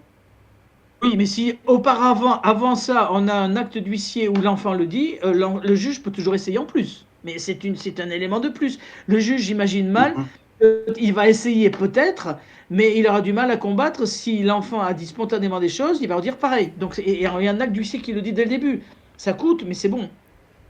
D'accord. Non, mais l'huissier, il vient acter le fait que l'enfant, il a dit ça, ça, ça, ça, ça. Il n'est pas là pour rentrer dans sa tête, en fait. Voilà.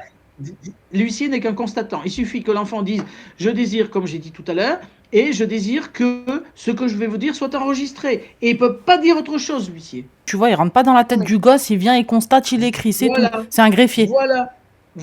L'huissier de justice, il travaille sous le contrôle du procureur de la République. Donc c'est un officier ministériel qui a prêté serment, qui archive tout ce qu'il y a.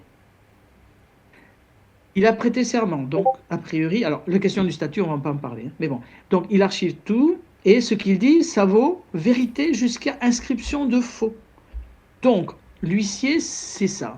Sauf qu'en plus, mais laissez-moi aller jusqu'au bout, l'huissier, en plus, c'est une profession libérale, c'est-à-dire que, et je ne vois pas a priori pourquoi il ne serait pas d'accord, et après, si lui n'est pas d'accord, il y en a tout plein d'autres, on lui demande: voilà, je voudrais que vous fassiez un constat pour telle ou telle question que je voudrais, sur lesquelles je voudrais répondre. Il y a 2 possibilités. On demande à l'huissier: faites un constat. Dire. On revient un petit peu sur l'histoire des questions que pose l'huissier, mais c'est très verrouillé. C'est pas l'huissier qui va poser des questions de lui-même. Donc, les questions que peut poser l'huissier, c'est parce qu'on lui a demandé de lui poser des questions. Donc, je pense qu'on peut faire la chose suivante. L'enfant, après on va voir le courrier, bon, hein, dit: je voudrais que vous me fassiez une sommation interpellative, vous posiez les questions suivantes, et saisie par le client. Donc soit il fait un constat des points que vous évoquez, pas forcément des questions, des points, il n'y a pas forcément besoin de poser une question. L'enfant peut très bien dire, je voudrais que vous notiez, que vous enregistrez ce que j'ai à dire sur tel ou tel point. Ou même encore Oui, mieux, que tu vous vois, fassiez une- tu donnes les questions. Regarde, au préalable, tu as briefé ton gosse, tu lui dis, tu vas aller à l'école, il va dire non. Pourquoi? Parce que il va Mais oui, mais c'est développer. ça la sommation interpellative. Non, écoute-moi. Mais c'est ça. Le deuxième truc, c'est les sommations interpellatives. C'est les questions qu'il pose. Mais c'est toi qui, ou l'enfant, la Voilà, personne, c'est voilà. le requérant Comme c'est de toi qui as ce qu'il payé. fait. Voilà. Donc, voilà, exactement. C'est que soit un constat de ce que je vais vous dire, soit une sommation interpellative.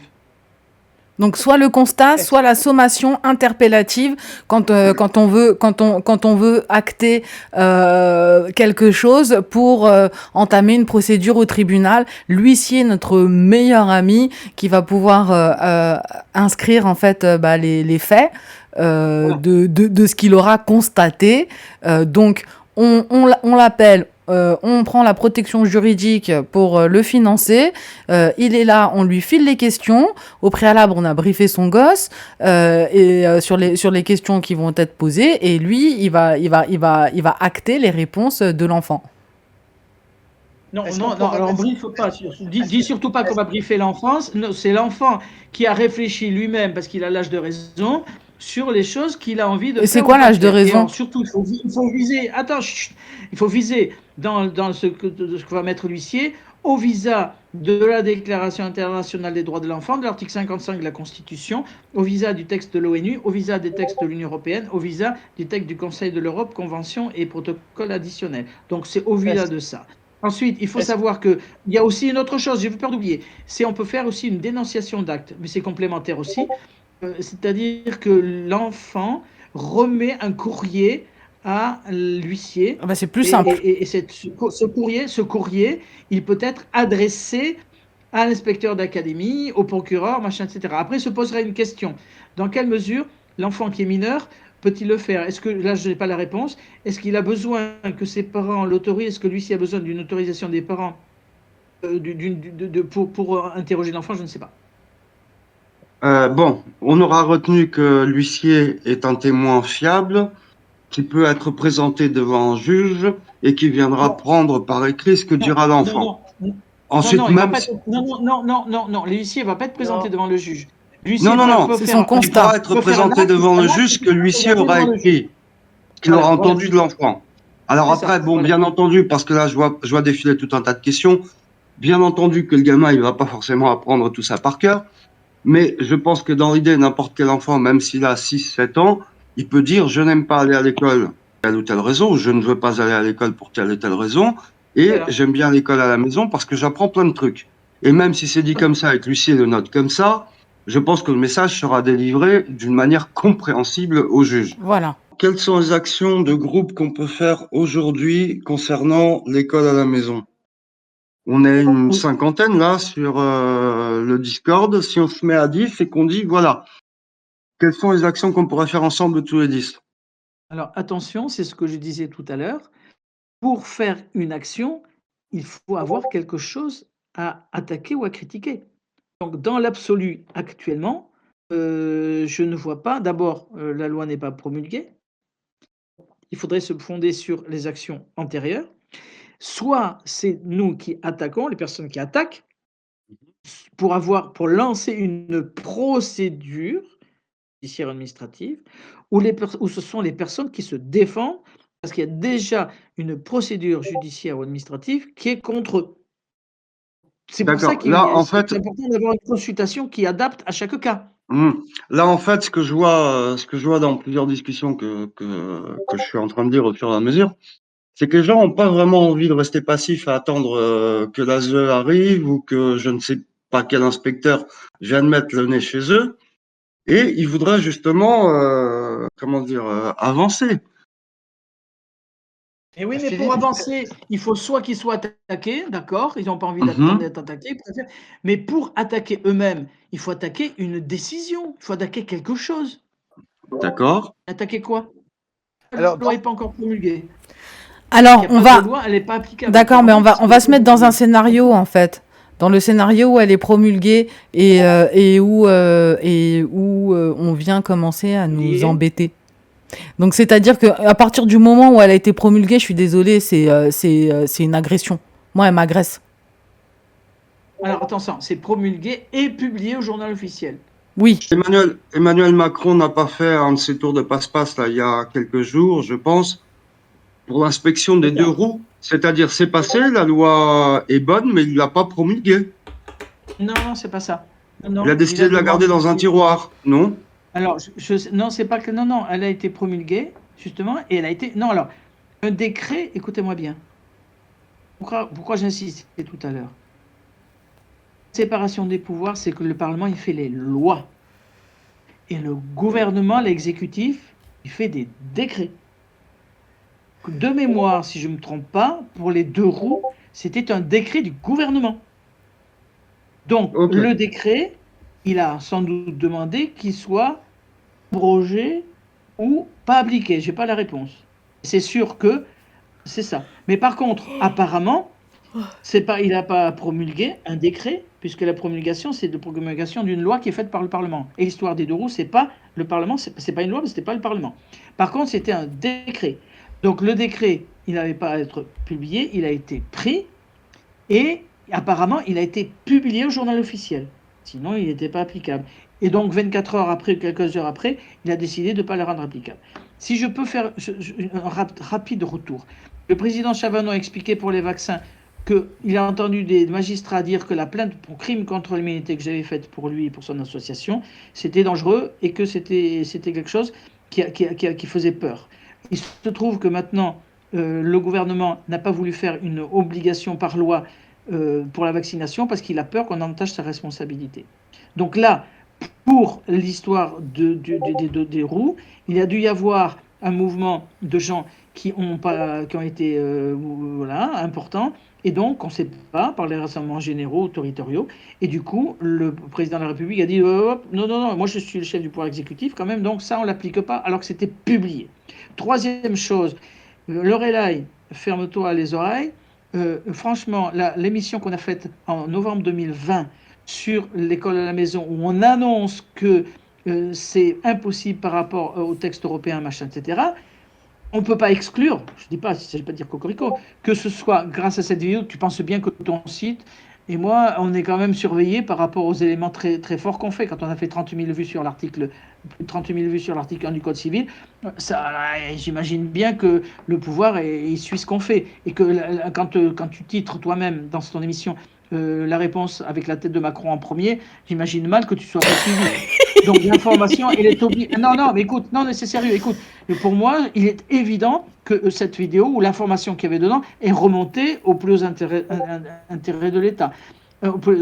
Et comme elle voit qu'il y a quand même pas mal de milliers de vues, plus les gens qui ne regardent pas, qui savent, ils se sont dit, il y en a qui savent que c'est contraire au texte européen, et comme par hasard, eh bien, on a gagné quand même sur certains éléments, puisque le gouvernement, je le rappelle, avait quand même fait un texte en disant qu'il fallait une autorisation, plus de déclaration, mais très restrictive. Alors, Macron n'a peut-être pas tenu, donc il n'a pas voulu interdire. Donc peut-être à cause de l'émission qu'on avait faite, il a fait autoriser, mais très restrictive, et sans doute que j'imagine aussi le Conseil constitutionnel a vu comme on était assez rude sur le truc, s'est dit, bon, on ne va pas engager nos noms. Non, et comme il risque aussi d'attaquer à l'Europe, ils parlent déjà de contrôle de conventionnalité dans leur truc, eh bien, il vaut mieux quand même ne faire dire que les restrictions sont trop restrictives avec les réserves qu'a pris le Conseil constitutionnel. Voilà. Justement, question rapide. Est-ce qu'il faut absolument l'accord des deux parents pour l'instruction en famille? Alors, oui. Alors, avant, c'était oui, mais il y a un texte, alors je ne sais plus. Eh bah oui, les téléphones, il faut les mettre à charger. Ah, tu crois qu'il a plus de batterie? Ah bah ouais, vu le temps. Donc, moi j'ai envie de vous dire, il est 2h20 du matin.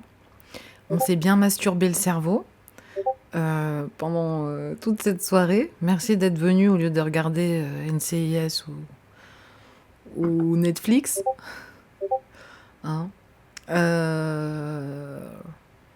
Là, on est à combien d'heures d'enregistrement?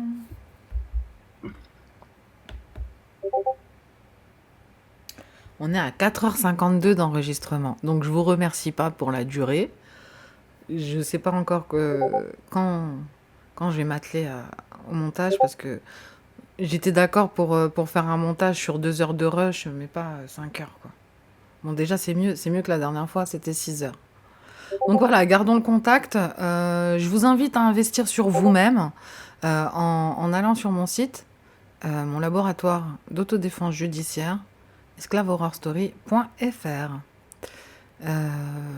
Et j'invite aussi les gens à aller sur le site de fortabalabattu.com. C'est .com ou .fr, Cabis? Fortabat-labattu.com. Voilà. Donc il a plein d'éléments à l'intérieur. Et pour ceux qui veulent prendre une consultation pour avoir un bête d'avocat pour se défendre si on n'y arrive pas tout seul. Voilà. Est-ce que tu avais d'autres questions, Philippe, sous le coude ou pas? Oui, j'en avais. Alors, Parce que je peux peut-être essayer d'y répondre. Tu vois, je peux peut-être essayer de faire mon Philippe. Face au contrôle. Hein? Ça, c'est une question qui revient beaucoup. Non, mais moi, en fait, ma solution, elle est simple. Il y a quelqu'un, il vient, il m'envoie un courrier. D'accord. Batte de baseball. Non, c'est pas ça. Et quelqu'un m'envoie un courrier, mais je vais lui renvoyer un contrat. C'est tout. Simple, clair, net, précis, tu vois. Et avec des questions dans lesquelles il ne pourra pas répondre. Et bien évidemment, je vais lui donner un certain nombre de jours, et s'il ne répond pas, c'est un avis de fraude. Voilà. Loi des contrats oblige. Non-consentement oblige. À quelle heure tu as une autorité sur moi? Tu réponds à mes questions. Si tu réponds pas, tu as perdu.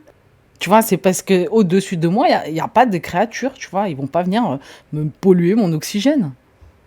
Je suis pas né pour me faire humilier, pour me faire exploiter, non, consentement oblige mon frère à rien à faire. C'est une mentale, c'est pas qu'un slogan. Oui, je sais pas pourquoi on a été coupé. Vous m'entendez? Oui, là, c'est bon. Alors, donc, l'accord des deux parents, oui ou non? Et après, cette personne nous explique que sur le jugement, donc ça doit être quelqu'un qui est divorcé, il n'y avait pas de mention de instruction en famille. D'accord? Néanmoins, cette personne, même si son conjoint n'est pas d'accord, aimerait bien garder son enfant à la maison plutôt que de l'exposer à une vaccination sauvage à l'école. Donc de là la question, et comment on fait si l'autre parent n'est pas d'accord? Alors, déjà, je ne sais pas si vous avez entendu quand je parlais qu'un enfant à 16 ans maintenant, il pouvait directement demander à être vacciné alors qu'il est mineur. Donc, ce texte réglementaire-là, attendez. Donc, pour un enfant, donc c'est un texte réglementaire, c'est un décret ou un arrêté. Donc là, un décret, si c'est un décret, on peut l'attaquer au tribunal administratif en action de groupe. Ça vient des associations et puis des personnes. Voilà l'action de groupe. Enfin, une action de groupe.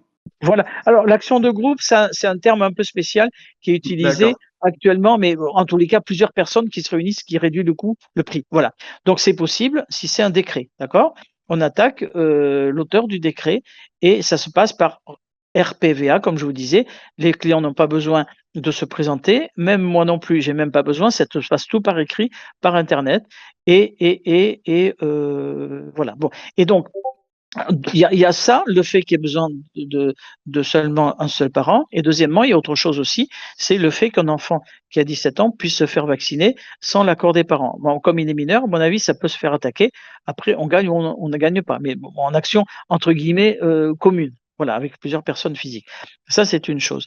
Ensuite, la question, qu'est-ce que tu posais juste avant? À la maison, les deux parents obligés ou pas? Ah oui, voilà, c'est ça. Alors après, c'est pour ça que moi je parle de consultation préalable aux personnes qui m'expliquent le cas, parce que tout dépend de ça. S'il y a une décision du juge aux affaires familiales, il peut y avoir l'autorité parentale qui est aux deux, c'est souvent le cas. Il peut y avoir un seul qui a l'autorité parentale, donc là, c'est pas pareil. Ensuite, il peut y avoir, il y a une personne qui a la garde de l'enfant, l'autre personne qui a ou qui n'a pas des droits de visite et d'hébergement. Donc ça dépend de chaque cas. Voilà. Mais là, la personne qui a priori, la personne qui a la garde, c'est la personne qui est en contact permanent avec l'enfant. Donc, à mon avis, c'est un poids psychologique plus fort, mais ça dépend de beaucoup de choses. Ça dépend du procureur, ça dépend du juge, etc., etc. Ça dépend si l'enfant est placé par l'ASE ou si l'enfant n'est pas placé. Donc, tout dépend. C'est pour ça qu'il est important d'avoir une consultation particulière pour savoir quel est le cas qui s'adapte. En sachant que déjà, je vous ai donné la ligne générale. Si c'est un décret, on peut attaquer ce décret, un ou à plusieurs. Et puis, en fonction de ça, on peut, par rapport au décret qu'on a arrêté, demander une suspension en référé pour faire plus vite. Mais ça dépend de beaucoup de facteurs aussi, quoi. Voilà, je ne sais pas si j'ai bien répondu là-dessus. Il y a forcément un coût, d'accord, ce qui est un élément important. Et c'est pour ça qu'il faut appeler mon cabinet pour voir au cas par cas. Sauf pour toi, si tu veux, tu pourras appeler mon cabinet, si tu veux, pour voir un petit peu comment ça se fait. Et après, les personnes physiques peuvent appeler mon cabinet pour voir comment faire. Mais la deuxième chose, c'est que effectivement, à partir du moment où il y a une action qui est lancée, d'autres personnes peuvent s'y mettre. C'est ce qu'on a vu pour le Mediator. Alors, j'ai oublié de vous donner une carte, un joker qu'on a. C'est pour aider à la défense juridique, que ce soit dans les juridictions françaises ou internationales.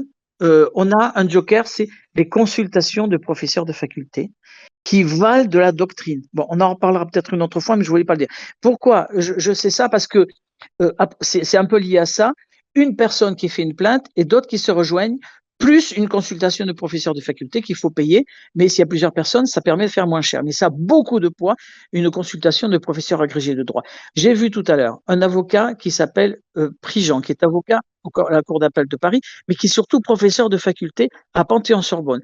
Il a expliqué extraordinairement, et nous pourrons fournir la vidéo parce que j'ai senti que ça allait se passer comme ça. J'ai fait une vidéo avant qu'il parle, parce que j'entendais quelques commentaires avant qu'il disait ça m'intéressait. Et donc, on l'a, dans lequel il explique que le Conseil constitutionnel, c'est une organisation politique. C'est des parlementaires, députés, sénateurs, et des gens qui sont nommés par le gouvernement qui vient d'une élection parlementaire. Donc, c'est les parlementaires qui vont juger des parlementaires. Non, mais Macron, il a trop de pouvoir, en fait. Or, le président de la République, il vient, voilà, il est censuré quand il y a une motion de censure par les parlementaires, etc. Donc, la majorité, de toute façon, ce sont 6 parlementaires qui vont décider si le Parlement a bien voté ou pas. Donc, c'est de l'entre-soi. J'ai plusieurs personnes qui me posent une question, mais je vais essayer de leur répondre. Alors, le cabinet Fortabat Abattu a mis en place une chose assez simple. Il y a un petit formulaire sur son site.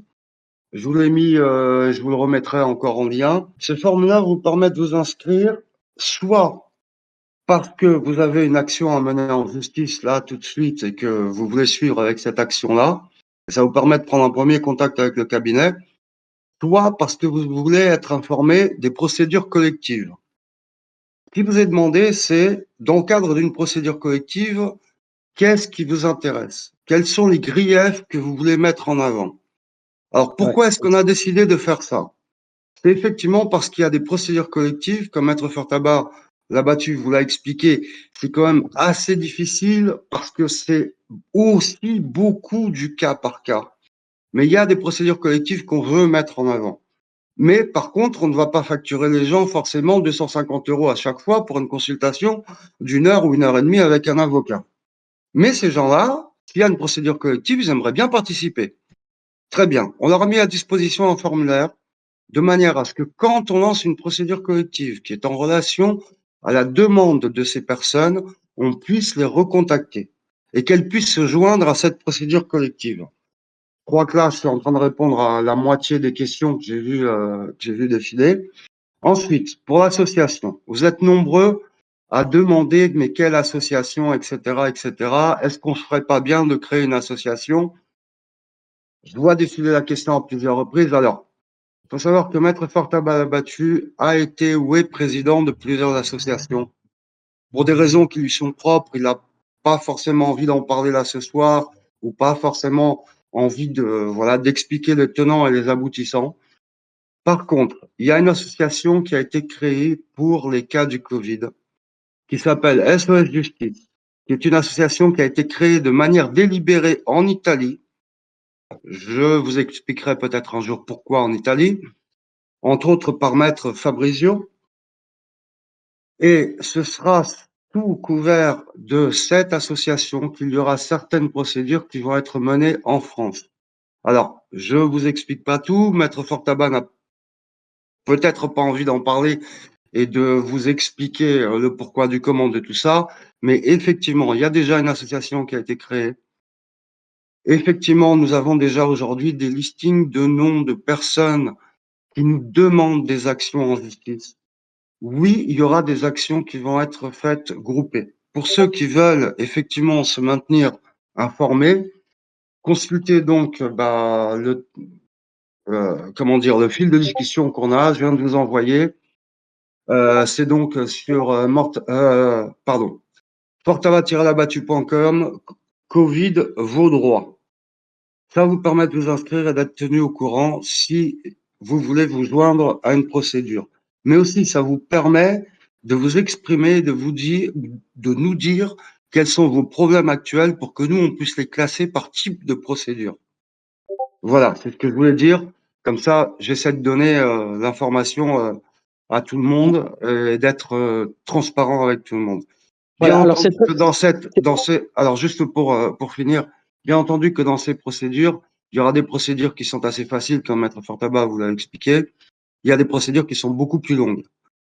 Bien entendu que l'idée, c'est que si on a un prix d'une procédure et que cette procédure est divisée par 10, bah, ça donnera un total, qui sera sans doute pas très important. Si la procédure est divisée par 100 ou par 1000, ah bah, écoutez, tant mieux. En fin de compte, les frais individuels ne seront pas énormes.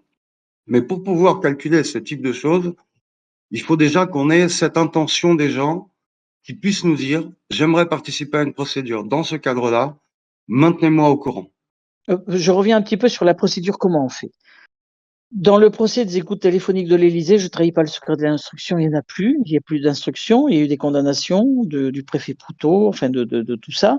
Et en fait, moi, donc c'est public à mon nom, il y a deux choses. Il y a eu une consultation de professeur agrégé qui nous a aidé à gagner, et il y a, premièrement, le fait d'entrer dans le dossier, de venir dans le dossier. Donc il y avait, prenons cet exemple, même si c'est un dossier pénal, il y a eu des plaintes qui ont été faites, en particulier du patron de Mediapart, que je sache, et à la suite de ça, il y a eu des personnes qui ont été averties qu'elles étaient écoutées téléphoniquement. Moi, j'étais pour une des victimes des écoutes téléphoniques de l'Élysée, de Mitterrand, et du coup, je suis rentré dans le dossier, mais d'une double façon. C'est-à-dire que j'ai fait à la fois une action on peut rentrer chez le juge d'instruction par voie d'intervention ou par voie d'action. Par voie d'intervention, et c'est-à-dire que on intervient dans le procès, mais parce qu'il y a déjà eu d'autres personnes qui étaient dedans. Mais il y avait une autre possibilité qui était plus forte, c'était de rentrer par voie d'action. On est un peu dans le droit pénal. Donc par voie d'action, il y avait Mediapart, enfin, le patron de Mediapart qui était rentré, mais les autres personnes, pour éviter des frais de consignation chez le juge d'instruction, avaient voulu intervenir par voie d'intervention.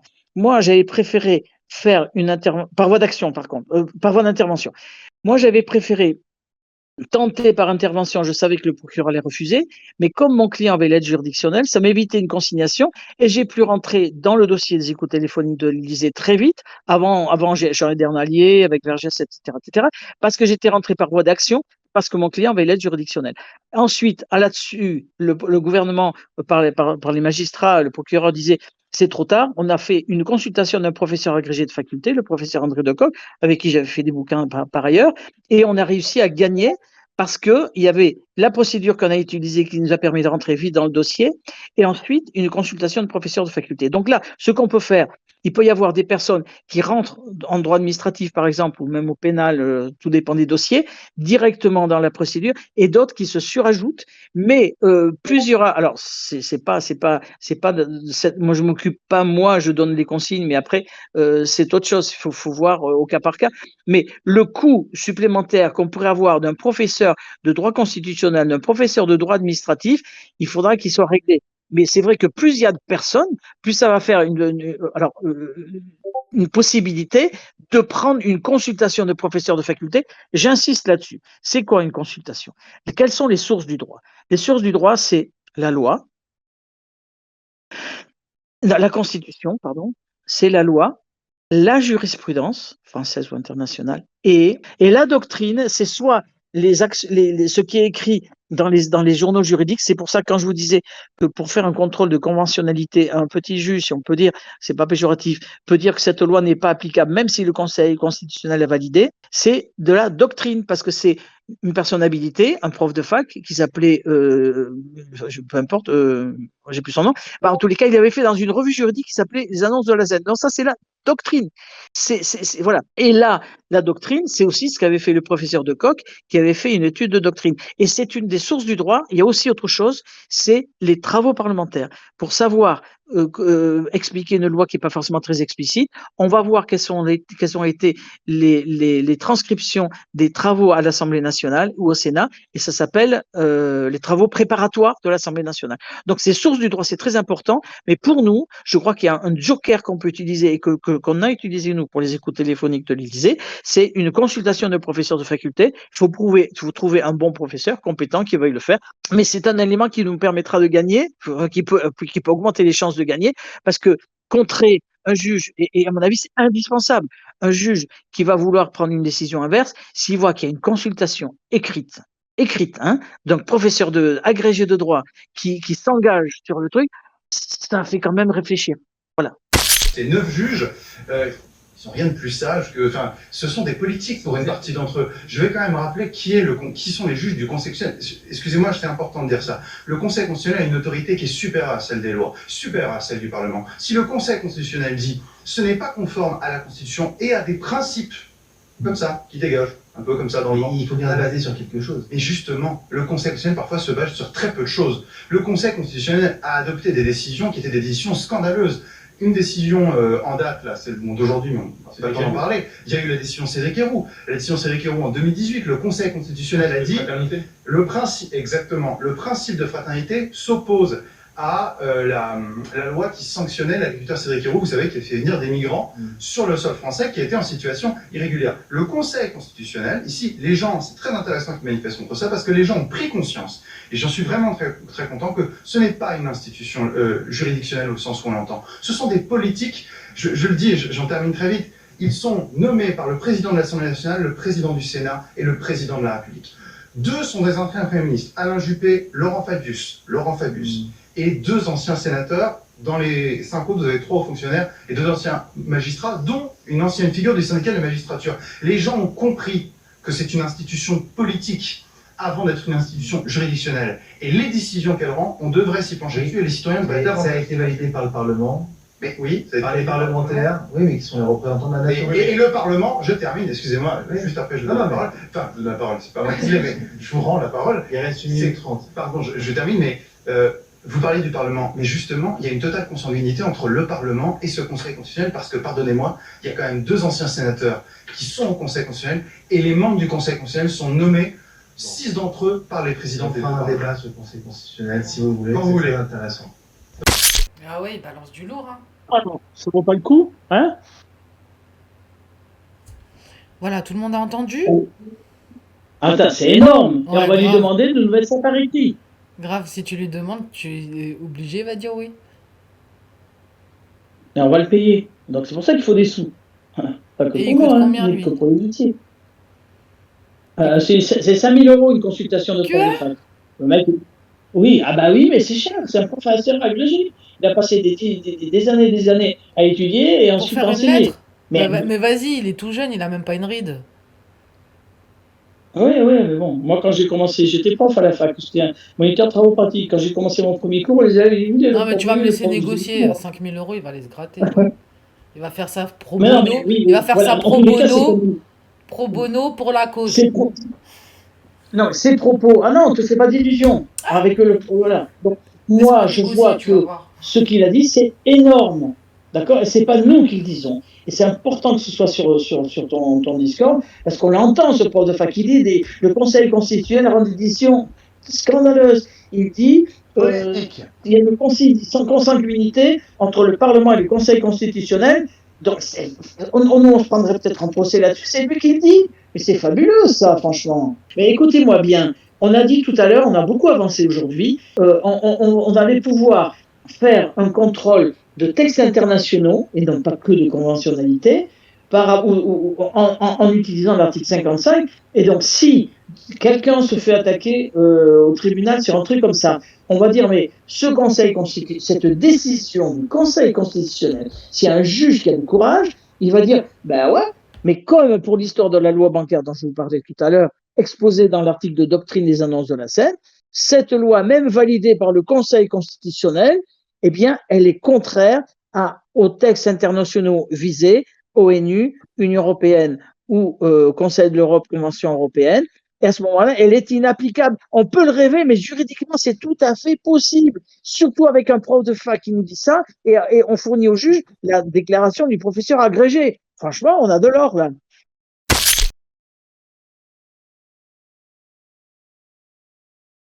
Parce que quand j'exerçais en tant que président, en tant qu'avocat déjà, j'étais déjà avocat, président de l'association de défense de la liberté scolaire, je n'ai jamais pris un seul centime pour conseiller les gens qui faisaient partie de l'association. Et moi, l'association ne m'a pas payé non plus. Donc, je vous dis, là, je faisais ça gratuitement.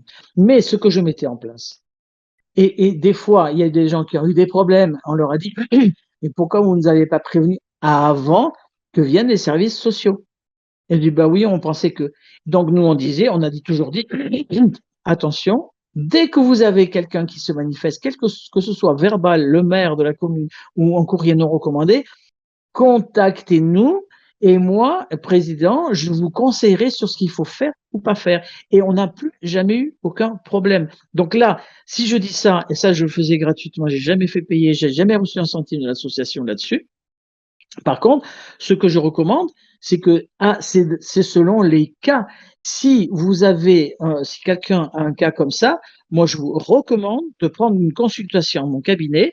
Ça coûtera peut-être moins cher de prendre une consultation d'1 heure que de se dire je vais pas dépenser cet argent et après d'avoir un procès, il faut payer l'avocat, que ce soit moi ou un autre, plus les déplacements. Donc dans un cas, c'est ce que je dis souvent, comme j'ai dit aujourd'hui dans cette émission, il faut prendre des consultations parce que c'est au cas par cas. Ça n'empêche pas d'avoir le cas général.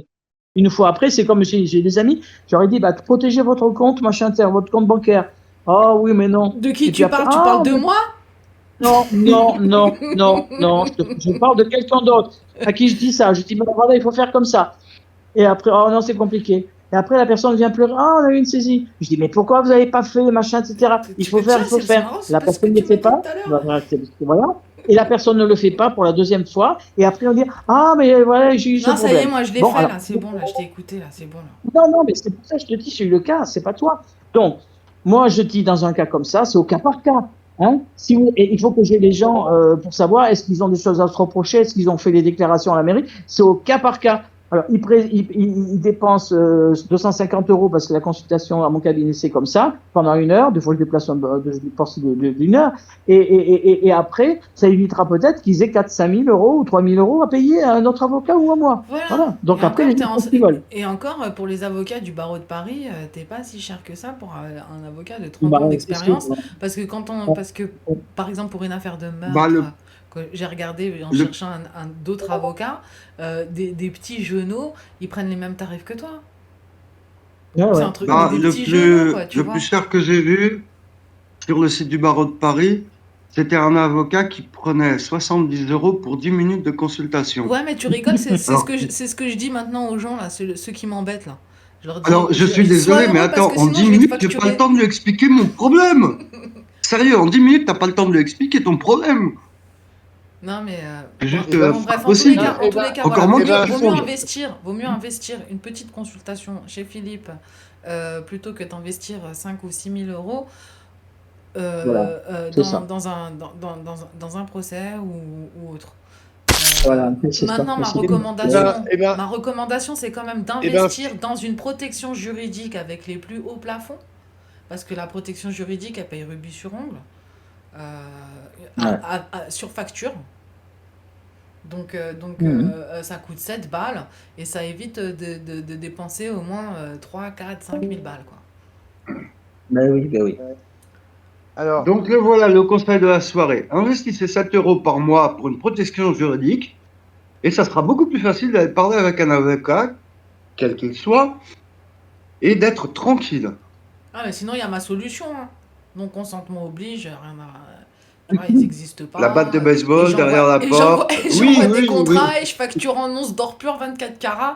Sinon, si j'ai pas de réponse, quitte à de consentir, vie des durs, tu vois. Voilà. La protection juridique, elle paie la consultation, bah oui, ça dépend. En Elle fait, rembourse. Elle rembourse la consultation après. En fait, Tu ça présentes la dépend. facture et il te paye. Mais l'assurance juridique, c'est comme n'importe quelle assurance, ils ont des barèmes. Voilà. C'est-à-dire qu'ils peuvent te payer pour une consultation 100 euros ou ils peuvent te rembourser 300 euros. C'est un peu comme ta mutuelle santé en réalité. Alors, excuse-moi, mais j'avoue, je sais pas. Je savais pas qu'ils remboursaient les consultations juridiques même sur facture. Ah bon?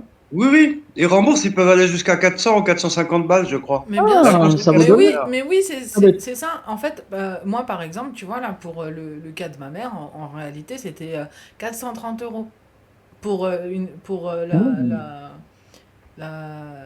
euh, c'était quoi? Pour une C'était consultation. écrire la lettre. Non, pour que tu écrives une lettre. mhm. Mais donc, ça, c'est une information très importante. Vous donnez, moi-même, je ne savais pas que la consultation que la personne prend, si Ouais, elle a c'est une ça, personne, un truc consultation et juridique. lettre, voilà, c'était 430 balles, un truc comme ça. Ah ouais, d'accord, d'accord. Non, voilà, c'est intéressant. Non, mais Voilà. c'est pour ça que moi, certaines personnes demandent tout de suite la facture à l'avocat, c'est pour se faire rembourser par la suite. Voilà. D'accord. L'avocat n'est pas forcément au courant, hein. Quelqu'un qui vient chez toi qui prend une consultation, bah, il va avoir sa facture, s'il l'a prise sur Internet, il va avoir sa facture immédiatement. Il la renvoie par mail à son assurance juridique, il est remboursé dans les jours qui suivent, quoi. Oui, alors il faut savoir que sur mon site, quand vous prenez une consultation payante, que vous paierez en carte bancaire, vous avez immédiatement la facture. Immédiatement. Voilà, effectivement. Ouais. Et après, voilà, la facture, tu la donnes à ta protection juridique. Mais avant, il faut qu'elle ait validé le dossier, qu'elle ait donné son accord pour la consultation. C'est pas on fait ça et après on Voilà, demande à voilà, la d'accord. protection, tiens, vas-y, paye. Non, Ouais. c'est pas comme ça. Ouais. On envoie tout le j'ai dossier à la envie, protection juridique, on attend l'accord de la protection juridique, et une fois qu'on a l'accord, on fait la consultation, on a la facture après, et on l'envoie à la protection juridique. Là, moi, dernièrement, tu vois, la Poste, elle m'a envoyé une lettre. Je suis pas d'accord avec ce qu'ils m'ont envoyé. Je vais les attaquer. C'est le truc qu'ils auraient jamais dû faire. J'ai appelé ma protection juridique. La meuf, elle était chaude patate. Elle m'a dit, tu fais ça, ça, ça, ça, ça. Et après, tu m'envoies le dossier et t'inquiète, je gère. Voilà. Tout ce que je voulais entendre. C'est tout. Après, maintenant, ça dépend. Tu tombes aussi sur des vaches dans le pré. Ça dépend sur qui tu tombes. Moi, personnellement, ma protection, c'est Generali. Après, maintenant, quand j'ai des problèmes avec eux, je vois directement avec la chef des chefs. D'ailleurs, là, j'ai un problème avec eux et c'est le chef des chefs là qui m'a rappelé. Bref, moi, en j'ai tous les envie cas, de dire, c'est moi, en comme tous les ça. cas, je fonctionne comme Moi, ça. Maintenant, si toi, tu as de l'argent pour aller dépenser chez l'avocat. Donc voilà, les gens. Moi, c'est comme ça que je fais. Ça marche plutôt bien. Voilà, je ne peux parler que mon expérience, c'est pas de donner de conseils. Ouais, et bien évidemment, il faut la prendre avant la problématique. C'est pas demain, tu as un problème et tu la prends après-demain. Bah là, ça marche pas. Donc, faut la prendre le plus tôt possible. Moi, je crois que toute ma vie, j'ai eu une protection juridique tellement que j'ai une grosse bouche. Voilà. Bon, il est 4h35. Moi, j'ai envie de remercier un petit peu tout le monde. Surtout, merci Philippe de nous avoir éclairé sur cette situation.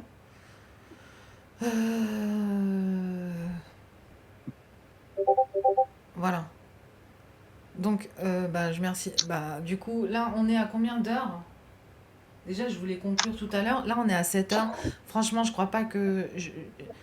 Je crois que je vais faire une émission de 10 minutes. Je vais regarder au hasard. Sur quoi tu vois, personne ne m'en voudra si je me tape pas 7 heures de rush. Non, écoute, tu prends entre la minute 30 et 35, 40 et 45. Ensuite, à 1h05, tu prends encore 5 minutes. À 2h10, par là, encore 5 minutes. Tu montes tout ça, c'est parfait. Hein, ça fera 25 minutes. C'est des extraits, et puis voilà. Ah, d'accord. Non, mais là, déjà, juste ça, en fait, ça commence déjà à me faire des nœuds dans le cerveau. Juste 7 heures, tu vois, c'était le truc, c'était pas possible parce que 7 heures à rentrer dans ma timeline, c'est un peu compliqué en fait. Hein, j'ai envie de te dire merci infiniment pour cette soirée jusqu'à l'aube, parce que là, ça va pas tarder à être l'heure de la prière. Donc moi, je vais devoir vous laisser coûte que coûte. Hein, si vous avez envie de rester entre vous, ben libre à vous. Mais là, moi, je conclus, j'enregistre plus rien du tout. D'ailleurs, je coupe. Cette émission est à présent terminée. Je te remercie infiniment pour ton attention. Je sais qu'elle est très difficile à capter. En principe, le temps de cerveau disponible est de 3 minutes. Donc si tu l'as regardé jusqu'à la fin, Barakallahu fik. L'ignorance tue. Oui, l'ignorance tue. Ce n'est pas que mon slogan, c'est la vérité. Donc, c'est pourquoi je te donne rendez-vous dans mon laboratoire d'autodéfense judiciaire. esclavehorrorstory.fr. C'est la sagesse du non-consentement. Et si tu aimes ce que je fabrique toute seule dans mon coin, et pour que je puisse continuer à investir autant de temps dans mes contenus, oui, parce que je suis indépendante, je fais tout toute seule. Si, je suis une équipe à moi toute seule, c'est ça que tu sais pas. N'hésite pas à me soutenir, le lien pour faire un don est dans la description. Et également sur la page d'accueil du laboratoire d'autodéfense judiciaire. À la pompe à diesel, on est à court.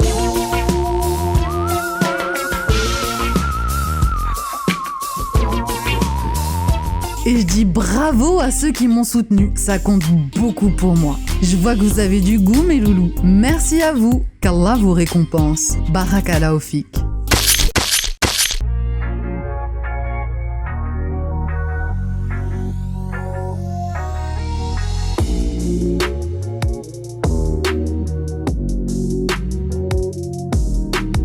Le cœur du système de Lorelai